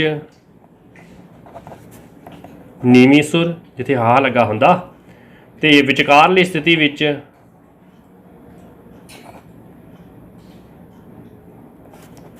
ਸੁਰ ਦਾ ਉੱਚੀ ਜਾਂ ਨੀਵੀਂ ਹੋਣਾ ਦਬਾਅ ਤੇ ਜਾਂ ਦਬਾਅ ਦੀ ਮਾਤਰਾ ਦੇ ਉੱਪਰ ਨਿਰਭਰ ਕਰਦਾ ਆ। ਠੀਕ ਹੈ ਜੀ। ਜੇ ਦਬਾਅ ਹਾਹਾ ਧੁਨੀ ਤੋਂ ਪਹਿਲੇ ਸਵਰ ਤੇ ਹੈ ਤਾਂ ਹਾਹੇ ਦਾ ਉਚਾਰਨ ਉੱਚੀ ਸੁਰ ਵਿੱਚ ਹੁੰਦਾ ਆ। ਜੇਕਰ ਦਬਾਅ ਪਿਛਲੇ ਸਵਰ ਦੇ ਉੱਪਰ ਹੋਵੇ ਤਾਂ ਨੀਵੀਂ ਸੁਰ ਵਿੱਚ ਇਹ ਹੁੰਦਾ ਆ। ਉਦਾਹਰਨ ਦੇ ਲਈ ਜਿਵੇਂ ਆਪਾਂ ਬੋਲਦੇ ਹਾਂ ਹੋਰ। ਹੁਣ ਇੱਥੇ ਜਿਹੜਾ ਆ ਦਬਾਅ ਪਹਿਲੇ ਸਵਰ ਦੇ ਉੱਪਰ ਆ, ਜਿਵੇਂ ਹੋਰ ਜਿਹੜਾ ਦਬਾਅ ਆ ਹਾਹੇ ਦੇ ਉੱਪਰ ਵਾ, ਤੇ ਹਾਹਾ ਤੋਂ ਬਾਅਦ ਹੋੜੇ ਦੀ ਆਵਾਜ਼ ਆਉਂਦੀ ਆ, ਇਹ ਸਵਰ ਆ। ਇੱਥੇ ਇਹ ਉੱਚੀ ਸੁਰ ਬਣ ਜਾਂਦੀ ਆ। ਤੇ ਜੇ ਆਪਾਂ ਉਹ ਦੂਜੀ ਉਦਾਹਰਨ ਲੈਣੀ ਹੋਵੇ ਤਾਂ ਇਹਦੇ ਵਿੱਚ ਬਾਹਰ, ਇਹਦੇ ਵਿੱਚ ਬਾਹਰ, ਬਾ ਤੋਂ ਬਾਅਦ ਤੇ ਰ, ਇਹਦੇ ਵਿੱਚ ਵੀ ਅ ਦੀ ਆਵਾਜ਼ ਇਹਦੇ ਉੱਤੇ ਆਉਂਦੀ ਆ, ਇਹ ਉੱਚੀ ਸੁਰ ਵਾ। ਜੇ ਆਪਾਂ ਤੀਜੀ ਵੇਖੀਏ ਤਾਂ ਅਸਲ ਵਿੱਚ ਉਹ ਬਣਦੀ ਆ ਜਾ ਦੇ ਵਿੱਚ ਪਿੱਛੇ ਆਉਂਦੀ ਆ, ਇਸ ਕਰਕੇ ਇਹ ਨੀਵੀਂ ਸੁਰ ਆ। ਠੀਕ ਹੈ ਜੀ। ਅੱਗੇ ਤੁਰਾਂ ਫਿਰ। ਲੈਕਚਰ ਕਾਫੀ ਲੰਮਾ ਹੋ ਗਿਆ। ਅੱਜ ਕਾਫੀ ਜ਼ਿਆਦਾ ਮਿਹਨਤ ਨਾਲ ਆਪਾਂ ਕੰਮ ਕਰ ਰਹੇ ਹਾਂ, ਪੜ੍ਹ ਰਹੇ ਹਾਂ। ਪੰਜਾਬੀ ਭਾਸ਼ਾ ਵਿੱਚ ਇੱਕ ਉਚਾਰ ਖੰਡ ਵਿੱਚ ਇੱਕੋ ਹੀ ਸੁਰ ਹੁੰਦੀ ਹੈ, ਪਰ ਸੁਰ ਵਾਲਾ ਉਚਾਰ ਖੰਡ ਬਲ ਵਾਲਾ ਹੁੰਦਾ ਹੈ। ਸੁਰ ਨੂੰ ਬਲ ਤੋਂ ਵੱਖਰਾ ਨਹੀਂ ਕੀਤਾ ਜਾ ਸਕਦਾ। ਇਹ ਗੱਲ ਹਮੇਸ਼ਾ ਯਾਦ ਰੱਖੋ ਕਿ ਬਲ ਜਿਹੜਾ ਆ, ਸਟਰੈਸ ਜਿਹੜੀ ਆ, ਉਹ ਸੁਰ ਦਾ ਕਾਰਨ ਬਣਦੀ ਆ। ਸੁਰ ਤੇ ਬਲ ਹਮੇਸ਼ਾ ਇਕੱਠੇ ਹੀ ਵਿਚਰਦੇ ਹਨ, ਇਹ ਵੱਖਰੇ ਵੱਖਰੇ ਨਹੀਂ ਹੋ ਸਕਦੇ। ਠੀਕ ਹੈ ਜੀ। ਪੰਜਾਬੀ ਵਿੱਚ ਸੁਰ ਦਾ ਸਥਾਨ ਪਰੰਪਰਾ ਤੋਂ ਚੱਲੀ ਆ ਰਹੀ ਪ੍ਰਾਣਤਾ ਹੈ। ਪ੍ਰਾਣਤਾ ਦੀ ਗੱਲ ਮੈਂ ਤੁਹਾਨੂੰ ਅੱਗੇ ਵੀ ਦੱਸ ਚੁੱਕਿਆ ਕਿ ਸਾਹ ਦੀ ਮਾਤਰਾ ਨੂੰ ਕਿਹਾ ਜਾਂਦਾ। ਪ੍ਰਾਣਤਾ ਦਾ ਅਸਲੀ ਆਧਾਰ ਹਾਹਾ ਧੁਨੀ ਹੈ। ਠੀਕ ਹੈ ਜੀ। ਕਿਉਂਕਿ ਹ ਵਿੱਚ ਹਾਹੇ ਦੀ ਧੁਨੀ ਜਿਹੜੀ ਆ ਉਹ ਜ਼ਿਆਦਾ ਰਿਪਰੈਜ਼ੈਂਟ ਹੁੰਦੀ ਆ। ਅੱਗੇ ਤੁਰਦੇ ਆ। ਵਾਕ ਸੁਰ ਜਾਂ ਸੁਰ ਲਹਿਰ, ਇੰਟੋਨੇਸ਼ਨ ਦੀ ਗੱਲ ਕਰਦੇ ਹਾਂ। ਵਾਕ ਸੁਰ ਦਾ ਆਧਾਰ ਪਿੱਚ ਜਾਂ ਤਾਨ ਹੀ ਹੁੰਦਾ ਆ। ਠੀਕ ਹੈ ਜੀ। ਜਿਵੇਂ ਸੁਰ ਦਾ ਹੁੰਦਾ ਆ। ਵਾਕ ਸੁਰ ਦੇ ਬਦਲਣ ਨਾਲ ਵਾਕ ਵਿਚਲੇ ਸ਼ਬਦਾਂ ਦੇ ਵਿਅਕਤੀਗਤ ਅਰਥਾਂ ਅਤੇ ਉਹਨਾਂ ਦੀ ਤਰਤੀਬ ਵਿੱਚ ਕੋਈ ਫਰਕ ਨਹੀਂ ਪੈਂਦਾ, ਸਗੋਂ ਸਮੁੱਚੇ ਵਾਕ ਦੇ ਅਰਥ ਹੀ ਬਦਲ ਜਾਂਦੇ ਆ। ਹੁਣ ਉਦਾਹਰਨ ਤੁਸੀਂ ਨੋਟ ਕਰੋ ਜੀ। ਜਿਵੇਂ ਬੱਚਾ ਘਰ ਚਲਾ ਗਿਆ, ਇਹ ਇੱਕ ਸਧਾਰਨ ਬਿਆਨੀਆ ਵਾਕ ਵਾ। ਪਰ ਜੇ ਇੱਦਾਂ ਹੋਵੇ ਬੱਚਾ ਘਰ ਚਲਾ ਗਿਆ ਤਾਂ ਇਹ ਪ੍ਰਸ਼ਨ ਮਾਰਕ ਲੱਗ ਗਿਆ ਪਿੱਛੇ। ਬੱਚਾ ਘਰ ਚਲਾ ਗਿਆ, ਇੱਥੇ ਇਹ ਸਵਾਲੀਆ ਵਾਕ ਬਣ ਜਾਂਦਾ ਆ। ਜਦੋਂ ਆਪਾਂ ਕਹਿੰਦੇ ਕਿ ਬੱਚਾ ਘਰ ਚਲਾ ਗਿਆ, ਇਹ ਨੀਵੀਂ ਸੁਰ ਆ ਬਿਆਨੀਆ ਵਾਕ ਦੇ ਵਿੱਚ। ਬੱਚਾ ਘਰ ਚਲਾ ਗਿਆ, ਇੱਥੇ ਇਹ ਉੱਚੀ ਸੁਰ ਆ ਸਵਾਲੀਆ ਵਾਕ ਦੇ ਵਿੱਚ। ਹੁਣ ਇੱਕ ਹੋਰ ਹੁੰਦਾ, ਬੱਚਾ ਘਰ ਚਲਾ ਗਿਆ, ਆਪਾਂ ਨੂੰ ਹੈਰਾਨੀ ਹੋਈ, ਬੱਚਾ ਘਰ ਚਲਾ ਗਿਆ, ਇੱਥੇ ਇਹ ਪੱਧਰੀ ਸੁਰ ਆ, ਮੱਧਮ ਸੁਰ ਜਿਹੜੀ ਆ। ਇਸ ਤਰ੍ਹਾਂ ਵਾਕ ਸੁਰ ਜਿਹੜੀ ਆ ਉਹ ਆਪਣਾ ਕਾਰਜ ਕਰਦੀ ਆ। ਵਾਕ ਸੁਰ ਦਾ ਗਿਆਨ ਆਮ ਤੌਰ ਤੇ ਵਾਕ ਦੇ ਅੰਤਮ ਭਾਗ ਤੋਂ ਹੁੰਦਾ ਆ। ਜਿਵੇਂ ਚਲਾ ਗਿਆ, ਚਲਾ ਗਿਆ। ਤੁਸੀਂ ਪੀ ਕੇ ਵੇਖੀ ਹੋਣੀ ਆ, ਹਾਂ ਜਿਹੜੀਆਂ ਇਸ ਤਰ੍ਹਾਂ ਧੁਨੀਆਂ ਨੇ, ਇਸ ਤਰ੍ਹਾਂ ਆਵਾਜ਼ ਕਰਦਾ ਨਾ ਉਹ, ਇਹ ਹੀ ਅਸਲ ਵਿੱਚ ਵਾਕਸ ਨੂੰ ਰੀਪ੍ਰਜੈਂਟ ਕਰਦੇ ਨੇ। ਠੀਕ ਹੈ, ਸੌਖਾ ਯਾਦ ਹੋ ਜੂਗਾ। ਹੁਣ ਆਪਾਂ ਤੁਰਦੇ ਹਾਂ ਨਾਸਿਕਤਾ ਵੱਲ। ਨੈਸੈਲਿਟੀ, ਜਿਹਨੂੰ ਆਪਾਂ ਕਹਿੰਦੇ ਨੱਕ ਚੋਂ ਆਵਾਜ਼ ਨਿਕਲਦੀ ਆ ਕੁਝ ਧੁਨੀਆਂ ਦੀ, ਆਵਾਜ਼ ਨੱਕ ਰਾਹੀਂ ਆਉਂਦੀ ਹੁੰਦੀ ਆ, ਨਾਸਿਕਤਾ ਉਹਨੂੰ ਹੀ ਕਹਿੰਦੇ ਆ। ਇਹ ਜਾਣਦੇ ਹੋ ਤੁਸੀਂ। ਉਚਾਰਨ ਵਿਧੀ ਦੇ ਆਧਾਰ ਤੇ ਭਾਸ਼ਾ ਧੁਨੀਆਂ ਨੂੰ ਮੌਖਿਕ ਤੇ ਨਾਸਿਕ ਦੋ ਭਾਗਾਂ ਦੇ ਵਿੱਚ ਵੰਡਿਆ ਜਾਂਦਾ ਆ। ਇਹ ਗੱਲ ਤੁਸੀਂ ਪਹਿਲਾਂ ਵੀ ਨੋਟ ਕਰ ਚੁੱਕੇ ਹੋ। ਨਾਸਕੀ ਧੁਨੀਆਂ ਦੇ ਉਚਾਰਨ ਸਮੇਂ ਕੋਮਲ ਤਾਲੂ ਹੇਠਾਂ ਡਿੱਗ ਪੈਂਦਾ ਹੈ, ਜਿਸ ਕਰਕੇ ਮੂੰਹ ਦਾ ਰਸਤਾ ਬੰਦ ਹੋ ਜਾਂਦਾ ਹੈ ਅਤੇ ਹਵਾ ਨੱਕ ਰਾਹੀਂ ਬਾਹਰ ਨਿਕਲਦੀ ਹੈ। ਅਖੰਡੀ ਧੁਨੀਆਂ ਦੇ ਰੂਪ ਵਿੱਚ ਨਾਸਿਕਤਾ ਦਾ ਸੰਬੰਧ ਸਿਰਫ ਸਵਰਾਂ ਨਾਲ ਹੁੰਦਾ ਹੈ। ਪੰਜਾਬੀ ਦੇ ਸਾਰੇ ਸਵਰਾਂ ਵਿੱਚ ਨਾਸਿਕਤਾ ਅਖੰਡੀ ਧੁਨੀ ਵਜੋਂ ਕਾਰਜ ਕਰਦੀ ਹੈ, ਜਿਹੜੀ ਕਿ ਮੌਖਿਕ ਸਵਰਾਂ ਨੂੰ ਨਾਸਿਕ ਸਵਰ ਬਣਾ ਦਿੰਦੀ ਹੈ। ਸਵਰਾਂ ਦੇ ਨਾਸਕੀ ਹੋਣ ਨਾਲ ਅਰਥਾਂ ਵਿੱਚ ਤਬਦੀਲੀ ਆ ਜਾਂਦੀ ਆ। ਹੁਣ ਤੁਸੀਂ ਆਮ ਤੌਰ ਤੇ ਵੇਖਿਆ ਕਿ ਆਪਾਂ ਕਹਿੰਦੇ ਸਾਗ, ਸੱਸੇ ਕੰਨਾ ਗੱਗਾ। ਹੁਣ ਜੇ ਇਹਨੂੰ ਨਾਸਕ ਕਰ ਦਈਏ, ਸੱਸੇ ਕੰਨਾ ਉੱਤੇ ਬਿੰਦੀ ਗੱਗਾ, ਫੇਰ ਕੀ ਬਣੂਗਾ? ਸਾਂਗ। ਸਾਗ ਤੇ ਸਾਂਗ ਵਿੱਚ ਫਰਕ ਆ ਨਾ। ਸਵਰਾਂ ਦੇ ਨਾਸਕੀ ਹੋਣ ਨਾਲ ਅਰਥਾਂ ਦੇ ਵਿੱਚ ਤਬਦੀਲੀ ਆ ਜਾਂਦੀ ਆ। ਸਮਝ ਗਏ ਹੋ ਤੁਸੀਂ? ਇਸ ਨੂੰ ਸਵਰਾਂ ਤੋਂ ਵੱਖ ਕਰਕੇ ਨਹੀਂ ਵਰਤਿਆ ਜਾ ਸਕਦਾ, ਇਸ ਲਈ ਇਹ ਅਖੰਡੀ ਧੁਨੀਆਂ ਹਨ। ਉਦਾਹਰਣ ਤੁਸੀਂ ਵੇਖ ਹੀ ਚੁੱਕੇ ਹੋ। ਜੱਗ, ਜੱਜਿਆ ਦਾ ਗੱਗਾ, ਜੇ ਇੱਥੇ ਆਪਾਂ ਚੇਂਜ ਕਰ ਦਈਏ ਸਵਰ ਨੂੰ ਤਾਂ ਜੰਗ ਬਣ ਜਾਂਦਾ ਆ। ਜੇ ਆਪਾਂ 100, ਸੱਸੇ ਘਨੌੜਾ 100 ਤੇ ਉੱਤੇ ਬਿੰਦੀ ਪਾ ਦਈਏ ਤਾਂ ਫਿਰ 100 ਬਣ ਜਾਂਦਾ ਆ। ਇਸ ਤਰ੍ਹਾਂ ਜਿਹੜੇ ਸਵਰਾਂ ਦੀ ਨਾਸਕੀ ਹੋਣ ਦੇ ਨਾਲ ਅਰਥਾਂ ਦੇ ਵਿੱਚ ਤਬਦੀਲੀ ਆਉਂਦੀ ਹੀ ਆਉਂਦੀ ਆ। ਪੰਜਾਬੀ ਵਿੱਚ ਅਰਥਹੀਣ ਨਾਸਿਕਤਾ ਵੀ ਹੈਗੀ ਆ, ਭਾਵ ਕਿਸੇ ਸਵਰ ਦੇ ਨਾਸਕੀ ਹੋਣ ਨਾਲ ਸ਼ਬਦ ਦੇ ਅਰਥ ਵਿੱਚ ਕੋਈ ਫਰਕ ਨਹੀਂ ਪੈਂਦਾ। ਕਦੋਂ? ਅਸਲ ਵਿੱਚ ਅਜਿਹਾ ਉਦੋਂ ਵਾਪਰਦਾ ਹੈ ਜਦੋਂ ਕਿਸੇ ਨਾਸਕੀ ਵਿਅੰਜਨ ਦੇ ਪ੍ਰਭਾਵ ਕਾਰਨ ਉਸ ਤੋਂ ਪਹਿਲਾਂ ਆਉਣ ਵਾਲਾ ਸਵਰ ਨਾਸਕੀ ਹੋਵੇ। ਉਦਾਹਰਨ ਦੇ ਲਈ ਖਾਣ, ਜਾਣ, ਪੀਣ ਆਦਿ ਇਹ ਆਪਾਂ ਨੋਟ ਕਰ ਸਕਦੇ ਹਾਂ। ਪਿਆਰੇ ਵਿਦਿਆਰਥੀਓ, ਆਪਾਂ ਹੁਣ ਲੈਕਚਰ ਦੀ ਸਮਾਪਤੀ ਵੱਲ ਨੂੰ ਵਧਦੇ ਹਾਂ। ਸਾਡੇ ਕੋਲ ਅਗਲਾ ਕਨਸੈਪਟ ਜਾਂ ਸੰਕਲਪ ਆ ਬਲ, ਭਾਵ ਸਟ੍ਰੈਸ। ਇਹਦੇ ਵਿੱਚ ਮੇਨ ਨੁਕਤੇ ਨੋਟ ਕਰ ਲਵੋ। ਪਹਿਲੀ ਗੱਲ, ਬਲ ਉਚਾਰ ਕਿਰਿਆ ਦੀ ਮਾਤਰਾ ਦਾ ਨਾਮ ਹੈ। ਦੂਜੀ ਗੱਲ, ਬਲ ਦਾ ਘੇਰਾ ਉਚਾਰ ਖੰਡ ਹੁੰਦਾ ਹੈ। ਉਦਾਹਰਨ ਦੇ ਲਈ ਸ਼ਬਦ ਹੈ ਤਲਾ। ਜੇ ਆਪਾਂ ਤਲਾ ਬੋਲਦੇ ਹਾਂ ਤਾਂ ਉਹ ਜੁੱਤੀ ਦਾ ਹੇਠਲਾ ਪਾਸਾ ਹੁੰਦਾ ਆ। ਜੇ ਆਪਾਂ ਇਹਨੂੰ ਬੋਲੀਏ ਤਲਾ, ਥੋੜ੍ਹਾ ਸਟ੍ਰੈਸ ਦੇ ਕੇ, ਬਲ ਦੇ ਕੇ ਤਲਾ, ਤਾਂ ਇਹ ਪਾਣੀ ਦਾ ਜਿਹੜਾ ਝਰਨਾ ਆ, ਇੱਕ ਥੋੜ੍ਹੇ ਜਿਹੇ ਤਲਾ ਜਿਹਦੇ ਵਿੱਚ ਪਾਣੀ ਖੜਾ ਹੁੰਦਾ ਆ, ਉਹ ਬਣ ਜਾਂਦਾ ਆ। ਇਸ ਕਰਕੇ ਬਲ ਦਾ ਬੜਾ ਮਹੱਤਵ ਆ। ਬਲ ਪੰਜਾਬੀ ਵਿੱਚ ਨਖੇੜੂ ਅਖੰਡੀ ਧੁਨੀ ਹੈ। Very important. ਪੰਜਾਬੀ ਵਿੱਚ ਬਲ ਦੀ ਹੋਂਦ ਦੁੱਤ ਵਿਅੰਜਨਾਂ ਉੱਤੇ ਵੀ ਸਾਕਾਰ ਹੁੰਦੀ ਹੈ। ਜਿਵੇਂ ਆਪਾਂ ਕਹਿੰਦੇ ਆ ਸੁੱਕਾ, ਅਧਿਕ ਪੈ ਗਿਆ ਨਾ, ਜਦੋਂ ਇਹ ਦੁੱਤ ਵਿਅੰਜਨ ਬਣ ਗਿਆ ਅਧਿਕ ਨਾਲ, ਕਿਉਂਕਿ ਅਧਿਕ ਸਾਈਨ ਦੁੱਤ ਵਿਅੰਜਨ ਦਾ ਆ। ਸੁੱਕਾ ਤਾਂ ਇਹਦੇ ਵਿੱਚ ਅਰਥ ਸੁੱਕੇ ਦਾ ਬਣ ਗਿਆ। ਜੇ ਆਪਾਂ ਕਹਿ ਦਿੰਦੇ ਆ ਸੁਕਾ ਤਾਂ ਇਹਦੇ ਵਿੱਚ ਸੁਕਾ ਨਾਲ ਅਰਥ ਚੇਂਜ ਹੋ ਗਿਆ। ਸੁਕਾਉਣਾ ਹੁੰਦਾ ਆ ਕਿਸੇ ਚੀਜ਼ ਨੂੰ, ਗਿੱਲੇ ਨੂੰ ਸੁਕਾਉਣਾ। ਜਦੋਂ ਆਪਾਂ ਕਹਿੰਦੇ ਸੁੱਕਾ ਤਾਂ ਉਹ ਪਹਿਲਾਂ ਸੁੱਕਾ ਹੋਇਆ ਹੈ, ਉਹਨੂੰ ਸੁਕਾਉਣ ਦੀ ਲੋੜ ਨਹੀਂ।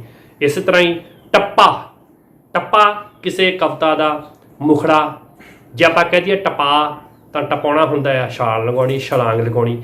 ਇਸ ਤਰ੍ਹਾਂ ਸਟ੍ਰੈਸ ਜਿਹੜਾ ਆ ਇਹ ਆਪਣੀ ਭੂਮਿਕਾ ਨਿਭਾਉਂਦਾ ਆ। ਠੀਕ ਹੈ ਜੀ, ਦੁੱਤ ਵਿਅੰਜਨਾਂ ਦੇ ਨਾਲ ਵੀ। ਅਗਲਾ ਕਨਸੈਪਟ ਹੈ ਜੀ, ਸੰਕਲਪ ਹੈ ਜੀ ਸੰਗਮ। ਇਹਦੇ ਵਿੱਚ ਪਹਿਲਾ ਨੁਕਤਾ, ਸੰਗਮ ਵੀ ਇੱਕ ਸਾਰਥਕ ਅਖੰਡੀ ਧੁਨੀ ਹੈ। ਸੰਗਮ ਅਸਲ ਵਿੱਚ ਧੁਨੀਆਤਮਕ ਹੱਦਬੰਦੀ ਦੀ ਵਿਸ਼ੇਸ਼ਤਾ ਦਾ ਸੂਚਕ ਸੰਕਲਪ ਹੈ। ਛਿਣ ਮਾਤਰ ਚੁੱਪਾਂ ਜਾਂ ਅਣਉਚਾਰ ਸੰਗਮ ਧੁਨੀਆਂ ਦੇ ਰੂਪ ਵਿੱਚ ਮਹਿਸੂਸ ਹੁੰਦੇ ਹਨ। ਧੁਨੀ ਵਿਗਿਆਨ ਵਿੱਚ ਇਹਨਾਂ ਵਿੱਥਾਂ ਨੂੰ ਵਿਗਿਆਨਕ ਵਿਧੀ ਨਾਲ ਲਿਪੀ ਅੰਕਿਤ ਕੀਤਾ ਜਾਂਦਾ ਹੈ, ਜੋ ਸਾਫ਼ ਤੌਰ ਤੇ ਅਰਥਪੂਰਨ ਅਤੇ ਅਸਲੀ ਧੁਨੀਆਤਮਕ ਅਨੁਭਵਾਂ ਤੇ ਆਧਾਰਿਤ ਹੁੰਦੇ ਆ। ਅੰਕਿਤ ਕਰਨ ਲਈ ਚਿੰਨ੍ਹ ਵਰਤੇ ਜਾਂਦੇ ਆ। ਦੋ ਤਰ੍ਹਾਂ ਦੇ ਚਿੰਨ੍ਹ ਹੁੰਦੇ ਆ, ਬਰਾਬਰ ਦਾ ਚਿੰਨ੍ਹ ਜਾਂ ਜਮਾ ਦਾ ਚਿੰਨ੍ਹ ਜਿਹਨੂੰ ਆਪਾਂ ਪਲੱਸ ਕਹਿੰਦੇ ਆ। ਉਦਾਹਰਨ ਦੇ ਲਈ ਹੁਣ ਤੁਸੀਂ ਕਹੋਗੇ ਕਿ ਸੰਗਮ ਹੈ ਕੀ? ਸੰਗਮ ਕੀ ਆ? ਤੁਸੀਂ ਕਹਿੰਦੇ ਹੋ ਨਾ ਭਾਜੀ। ਹੁਣ ਭਾ ਜੀ ਇਹ ਦੋ ਵੱਖੋ ਵੱਖਰੇ ਨੇ, ਜਦੋਂ ਆਪਾਂ ਜੋੜ ਦਿੰਦੇ ਆ ਤਾਂ ਉਹ ਸੰਗਮ ਬਣ ਜਾਂਦਾ। ਭਾ ਵੱਖਰਾ ਸੀਗਾ ਪਲੱਸ ਜਾਂ ਬਰਾਬਰ ਜੀ, ਤਾਂ ਉਹ ਭਾਜੀ ਬਣਨ ਦੇ ਨਾਲ ਸੰਗਮ ਹੋ ਗਿਆ ਦੋ ਵਿਅੰਜਨ ਧੁਨੀਆਂ ਦਾ। ਠੀਕ ਹੈ ਜੀ। ਉਦਾਹਰਨ ਲਈ ਕਰਕੇ, ਕਰ ਕੇ, ਕਰ ਪਲੱਸ ਕੇ, ਕਰਕੇ ਵੀ ਸੰਗਮ ਬਣ ਗਿਆ ਦੋ ਵਿਅੰਜਨ ਧੁਨੀਆਂ ਦਾ। ਪੰਜਾਬੀ ਵਿੱਚ ਸ਼ਬਦ ਅਤੇ ਵਾਕ ਦੇ ਪੱਧਰ ਤੇ ਇਸ ਦੀਆਂ ਉਦਾਹਰਨਾਂ ਸਾਨੂੰ ਮਿਲ ਜਾਂਦੀਆਂ ਆ। ਇਹ ਫੋਨੈਮਿਕ ਹੈ, ਜਿੱਥੇ ਅਰਥਾਂ ਦੇ ਅੰਤਰ ਦੇ ਕਾਰਨ ਥੋੜਾ ਠਹਿਰਾਓ ਜਾਂ ਅਣਉਚਾਰ ਦੀ ਅਵਸਥਾ ਆਉਂਦੀ ਹੈ। ਅਜਿਹੇ ਫੋਨਿਮਿਕ ਜਾਂ ਫੋਨੈਟਿਕ ਵਰਤਾਰੇ ਨੂੰ ਹੀ ਸੰਗਮ ਕਿਹਾ ਜਾਂਦਾ ਆ। ਠੀਕ ਹੈ ਜੀ। ਇਹਨਾਂ ਉਦਾਹਰਨਾਂ ਵਿੱਚ ਦੋਹਾਂ ਜੁੱਟਾਂ ਦੇ ਵੱਖਰੇ ਵੱਖਰੇ ਅਰਥ ਹਨ ਜੋ ਕਿ ਸੰਗਮ ਦਾ ਸਿੱਟਾ ਹਨ। ਜਿਵੇਂ ਭਾ ਦਾ ਆਪਣਾ ਅਰਥ ਆ, ਜੀ ਦਾ ਆਪਣਾ ਅਰਥ ਆ। ਠੀਕ ਹੈ ਜੀ। ਭਾ ਬ੍ਰਦਰ ਨੂੰ ਕਹਿੰਦੇ ਆ, ਜੀ ਰਿਸਪੈਕਟ ਵਜੋਂ ਕਹਿੰਦੇ ਆ, ਭਾਜੀ ਸ਼ਬਦ ਬਣ ਜਾਂਦਾ। ਕਰ ਦਾ ਆਪਣਾ ਅਰਥ ਆ, ਕੇ ਦਾ ਆਪਣਾ ਅਰਥ ਆ, ਕਰਕੇ ਜੁੜ ਕੇ ਇਹ ਸੰਗਮ ਬਣ ਜਾਂਦੇ ਆ। ਠੀਕ ਹੈ ਜੀ। ਤੇ ਆਪਾਂ ਹੁਣ ਬਸ 2-3 ਮਿੰਟ ਹੋ ਰਿਹਾ ਪੰਜਾਬੀ ਉਚਾਰ ਖੰਡ ਦੀ ਬਣਤਰ ਬਾਰੇ ਵੀ ਗੱਲ ਆਪਾਂ ਹੁਣ ਕਰ ਲਈ ਹੈ। ਗੱਲ ਤਾਂ ਤੁਰੀ ਹੋਈ ਆ। ਇਹਦੇ ਵਿੱਚ ਉਚਾਰ ਖੰਡ ਇੱਕ ਅਜਿਹੀ ਧੁਨੀਆਤਮਕ ਇਕਾਈ ਹੈ ਜੋ ਕਿਸੇ ਸ਼ਬਦ ਨੂੰ ਉਚਾਰਨ ਸਮੇਂ ਦੋ ਰੋਕਾਂ ਜਾਂ ਠਹਿਰਾਵਾਂ ਵਿਚਕਾਰ ਸਾਕਾਰ ਹੁੰਦੀ ਆ। ਉਹਨੂੰ ਉਚਾਰ ਖੰਡ ਕਿਹਾ ਜਾਂਦਾ।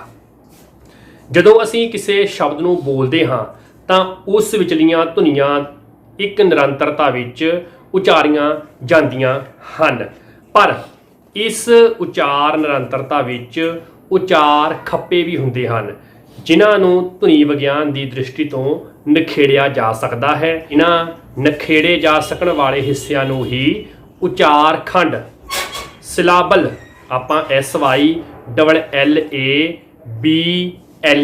ਅੰਗਰੇਜ਼ੀ ਵਿੱਚ ਲਿਖਦੇ ਆ ਨਾ, ਉਚਾਰ ਖੰਡ ਕਿਹਾ ਜਾਂਦਾ ਹੈ। ਹਰੇਕ ਉਚਾਰ ਖੰਡ ਵਿੱਚ ਇੱਕ ਸਵਰ ਧੁਨੀ ਦਾ ਹੋਣਾ ਜ਼ਰੂਰੀ ਆ। ਕਈ ਸਥਿਤੀਆਂ ਵਿੱਚ ਇੱਕ ਸਵਰ ਵੀ ਇੱਕ ਉਚਾਰ ਖੰਡ ਦੀ ਸਿਰਜਣਾ ਕਰਨ ਦੇ ਸਮਰੱਥ ਹੁੰਦਾ ਆ। ਜਿਵੇਂ ਆਪਾਂ ਕਹਿ ਦਿੰਦੇ ਆ, ਹੁਣ ਉਚਾਰ ਖੰਡ ਤੇ ਆ ਆਉਣ ਦਾ ਮਤਲਬ ਮੀਨਿੰਗ ਹੈਗਾ ਕੋਈ ਨਾ ਕੋਈ, ਇਸ ਕਰਕੇ ਇਹ ਇੱਕ ਸਵਰ ਵੀ ਆਪਣੀ ਸਾਰਥਕ ਭੂਮਿਕਾ ਨਿਭਾਉਂਦਾ ਆ। ਮਿਸਾਲ ਦੇ ਵਜੋਂ ਜਿਵੇਂ ਕਿ ਪੰਜਾਬੀ ਭਾਸ਼ਾ ਦੇ ਵਿੱਚ ਆ ਇੱਕ ਅਜਿਹਾ ਉਚਾਰ ਖੰਡ ਹੈ ਜੋ ਸਿਰਫ ਇੱਕੋ ਹੀ ਸਵਰ ਧੁਨੀ ਰਾਹੀਂ ਸਾਕਾਰ ਹੋਇਆ ਹੈ। ਇਸ ਤਰ੍ਹਾਂ ਸਵਰ ਧੁਨੀ ਉਚਾਰ ਖੰਡ ਦਾ ਕੇਂਦਰੀ ਬਿੰਦੂ ਜਾਂ ਧੁਰਾ ਹੁੰਦੀ ਹੈ। ਠੀਕ ਹੈ ਜੀ। ਹਰੇਕ ਭਾਸ਼ਾ ਦੇ ਬੁਲਾਰੇ ਆਮ ਬੋਲਚਾਲ ਸਮੇਂ ਉਚਾਰ ਖੰਡ ਦੀ ਪਛਾਣ ਸਹਿਵਾਨ ਹੀ ਕਰ ਲੈਂਦੇ ਹਨ। ਮਸਲਨ ਹਰ ਪੰਜਾਬੀ ਬੁਲਾਰਾ ਇਹ ਅਨੁਭਵ ਕਰੇਗਾ ਕਿ ਅਨਪੜ੍ਹ ਸ਼ਬਦ ਦੋ ਬੋਲ ਅੰਗਾਂ ਵਿੱਚ ਉਚਾਰਿਆ ਜਾਂਦਾ ਹੈ ਅਤੇ ਪੜ੍ਹ ਸ਼ਬਦ ਵਿੱਚ ਇੱਕ ਉਚਾਰ ਖੰਡ ਹੈ। ਠੀਕ ਹੈ ਜੀ। ਧੁਨੀ ਵਿਗਿਆਨ ਦੀ ਦ੍ਰਿਸ਼ਟੀ ਤੋਂ ਉਚਾਰ ਖੰਡ ਨੂੰ ਦੋ ਭਾਗਾਂ ਵਿੱਚ ਵੰਡਿਆ ਜਾਂਦਾ ਆ, ਖੁੱਲੇ ਉਚਾਰ ਖੰਡ ਅਤੇ ਬੰਦ ਉਚਾਰ ਖੰਡ। ਖੁੱਲੇ ਉਚਾਰ ਖੰਡ ਉਹ ਹੁੰਦੇ ਹਨ ਜਿਨ੍ਹਾਂ ਦੇ ਅੰਤ ਤੇ ਕੋਈ ਰੋਕ ਪਾਊ ਵਿਅੰਜਨ ਨਹੀਂ ਹੁੰਦਾ, ਬਲਕਿ ਉਚਾਰ ਖੰਡ ਦਾ ਅੰਤ ਸਵਰ ਨਾਲ ਹੁੰਦਾ ਆ। ਜਿੱਥੇ ਉਚਾਰ ਖੰਡ ਦਾ ਅੰਤ ਸਵਰ ਨਾਲ ਹੁੰਦਾ ਆ ਉਹ ਖੁੱਲੇ ਉਚਾਰ ਖੰਡ ਹੁੰਦੇ ਆ। ਮਿਸਾਲ ਦੇ ਵਜੋਂ, ਉਦਾਹਰਨ ਦੇ ਵਜੋਂ, ਆਓ, ਆੜੇ ਕੰਨਾ ਊੜੇ ਦਾ ਮੂੰਹ ਖੁੱਲਾ, ਆਓ, ਜਾਂ ਜਾ ਦੇ ਉੱਤੇ ਵੀ ਜਿਹੜਾ ਆ ਉਹ ਸਵਰ ਆ। ਠੀਕ ਹੈ ਜੀ। ਆਦਿ ਖੁੱਲੇ ਉਚਾਰ ਖੰਡ ਵਾਲੇ ਸ਼ਬਦ ਹਨ। ਪਰ ਜਦੋਂ ਕਿਸੇ ਉਚਾਰ ਖੰਡ ਦੇ ਅੰਤ ਉੱਤੇ ਕੋਈ ਰੋਕ ਪਾਊ ਵਿਅੰਜਨ ਆ ਜਾਂਦਾ ਹੈ ਤਾਂ ਉਸ ਨੂੰ ਬੰਦ ਉਚਾਰ ਖੰਡ ਕਿਹਾ ਜਾਂਦਾ ਆ। ਪੰਜਾਬੀ ਭਾਸ਼ਾ ਦੇ ਇਕਹਿਰੇ ਉਚਾਰ ਖੰਡੀ ਸ਼ਬਦਾਂ ਨੂੰ 6 ਉਚਾਰ ਖੰਡੀ ਬਣਤਰਾਂ ਵਿੱਚ ਵੰਡਿਆ ਜਾਂਦਾ ਆ। ਕਿਹੜੀਆਂ ਨੇ? ਸਵਰ ਬਣਤਰ ਆ, ਏ, ਊ, ਜਿੱਥੇ ਇਕੱਲੇ ਸਵਾਰੀ ਹੁੰਦੇ ਆ, ਪਹਿਲਾ ਅੱਖਰ ਵੀ ਸਵਰ ਹੁੰਦਾ ਆ, ਦੂਜਾ ਅੱਖਰ ਵੀ ਸਵਰ ਹੁੰਦਾ ਆ। ਆੜਾ ਤੇ ਕੰਨਾ ਇਹ ਪੂਰਾ ਸਵਰ ਆ। ਈੜੀ ਲਾਮ ਹਾਹਾ ਇਹ ਵੀ ਸਵਰ ਆ। ਊੜੇ ਔਂਕੜ ਹਾਹਾ ਇਹ ਵੀ ਸਵਰ ਬਣ ਜਾਂਦੇ ਨੇ। ਠੀਕ ਹੈ ਜੀ। ਕਿਉਂਕਿ ਹਾਹਾ ਸੁਰ ਬਣ ਜਾਂਦਾ ਆ। ਦੂਜੀ ਹੈ ਸਵਰ ਵਿਅੰਜਨ ਬਣਤਰ। ਇਹਦੇ ਵਿੱਚ ਪਹਿਲਾਂ ਸਵਰ ਆਉਂਦਾ ਫਿਰ ਵਿਅੰਜਨ ਆਉਂਦਾ। ਤੀਜੀ ਵਿਅੰਜਨ ਸਵਰ ਬਣਤਰ। ਇਹਦੇ ਵਿੱਚ ਪਹਿਲਾਂ ਵਿਅੰਜਨ ਆਉਂਦਾ ਫਿਰ ਸਵਰ ਆਉਂਦਾ। ਉਦਾਹਰਨ ਦੇ ਲਈ ਜਾ, ਜੱਜਾ ਵਿਅੰਜਨ ਵਾ, ਕੰਨਾ ਜਿਹੜਾ ਆ ਆੜੇ ਦੀ ਆਵਾਜ਼ ਦਿੰਦਾ ਇਹ ਸਵਰ ਆ। ਚਾਹ ਦੇ ਵਿੱਚ ਵੀ ਇਦਾਂ ਹੀ ਆ, ਗਾਂ ਦੇ ਵਿੱਚ ਵੀ ਇਦਾਂ ਹੀ ਆ, ਕਿਉਂਕਿ ਹਾਹਾ ਸੁਰ ਬਣ ਜਾਂਦਾ।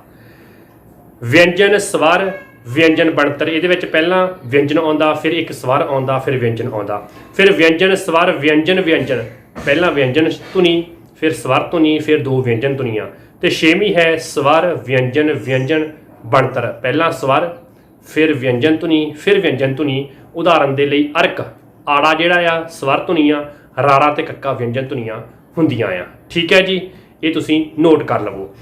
ਆਖਰ ਦੇ ਉੱਤੇ ਸੰਖੇਪ ਵਿੱਚ ਪੰਜਾਬੀ ਧੁਨੀ ਵਿਉਂਤ ਵਿੱਚ 10 ਸਵਰ, 29 ਸ਼ੁੱਧ ਵਿਅੰਜਨ, 2 ਅਰਧ ਸਵਰ ਹੁੰਦੇ ਹਨ। ਇਸ ਆਧਾਰ ਤੇ ਅਸੀਂ ਇਹ ਕਹਿ ਸਕਦੇ ਹਾਂ ਕਿ ਪੰਜਾਬੀ ਦੀਆਂ ਕੁੱਲ 41 ਧੁਨੀਆਂ ਹਨ, ਪਰ ਇਹਨਾਂ ਵਿੱਚੋਂ ੰਗਾਂ ਤੇ ਨਈਆਂ ਆਦਿ ਨਾਸਕੀ ਧੁਨੀਆਂ ਦੀ ਵਰਤੋਂ ਲਗਭਗ ਲੋਪ ਹੋ ਚੁੱਕੀ ਆ, ਅੱਜ ਕੱਲ੍ਹ ਨਹੀਂ ਹੁੰਦੀ। ੰਗਾਂ ਤੇ ਨਈਆਂ ਕੋਈ ਨਹੀਂ ਵਰਤਦਾ। ੰਗੇ ਦੀ ਥਾਂ ਤੇ ਗੱਗੇ ਦੀ ਵਰਤੋਂ, ਜਿਵੇਂ ਵੰਗ, ਪਹਿਲੇ ਪੁਰਾਣੇ ਸਮੇਂ ਵਿੱਚ ਵਾਵੇ ਟਿੱਪੀ ੰਗਾ ਹੁੰਦਾ ਸੀ ਵੰਗ, ਅੱਜ ਕੱਲ੍ਹ ਆਪਾਂ ਵੰਗ ਪਾਉਣ ਲੱਗ ਪਏ ਹਾਂ, ਵਾਵੇ ਟਿੱਪੀ ਗੱਗਾ। ਅਤੇ ਨਈਏ ਦੀ ਥਾਂ ਤੇ ਜੱਜਾ, ਜਿਵੇਂ ਜੰਜ, ਅੱਗੇ ਜੱਜੇ ਟਿੱਪੀ ਨਈਆਂ ਹੁੰਦਾ ਸੀ, ਅੱਜ ਕੱਲ੍ਹ ਜੱਜੇ ਟਿੱਪੀ ਜੱਜਾ ਜੰਜ ਪਾਉਣ ਲੱਗ ਪਏ ਹਾਂ। ਉਚਾਰਨ ਦੀ ਰੁਚੀ ਬਣ ਚੁੱਕੀ ਆ।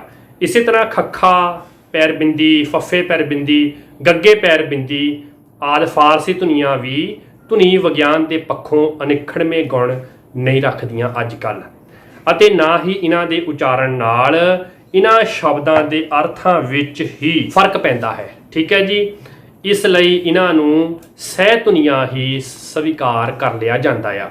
ਯਈਆ ਅਤੇ ਵਾਵਾ ਦੋਵੇਂ ਸਵਰ ਅਤੇ ਵਿਅੰਜਨ ਧੁਨੀਆਂ ਦੇ ਗੁਣਾਂ ਦੀਆਂ ਧਾਰਨੀ ਹੁੰਦੀਆਂ ਆ। ਇਸ ਤੋਂ ਇਲਾਵਾ ਪੰਜਾਬੀ ਵਿੱਚ ਸੁਰ, ਨਾਸਿਕਤਾ, ਬਲ ਅਤੇ ਸੰਗਮ, ਇਹ 4 ਅਖੰਡੀ ਧੁਨੀਆਂ ਹਨ। ਵੈਰੀ ਇੰਪੋਰਟੈਂਟ, ਇਹ ਨੋਟ ਕਰ ਲਵੋ।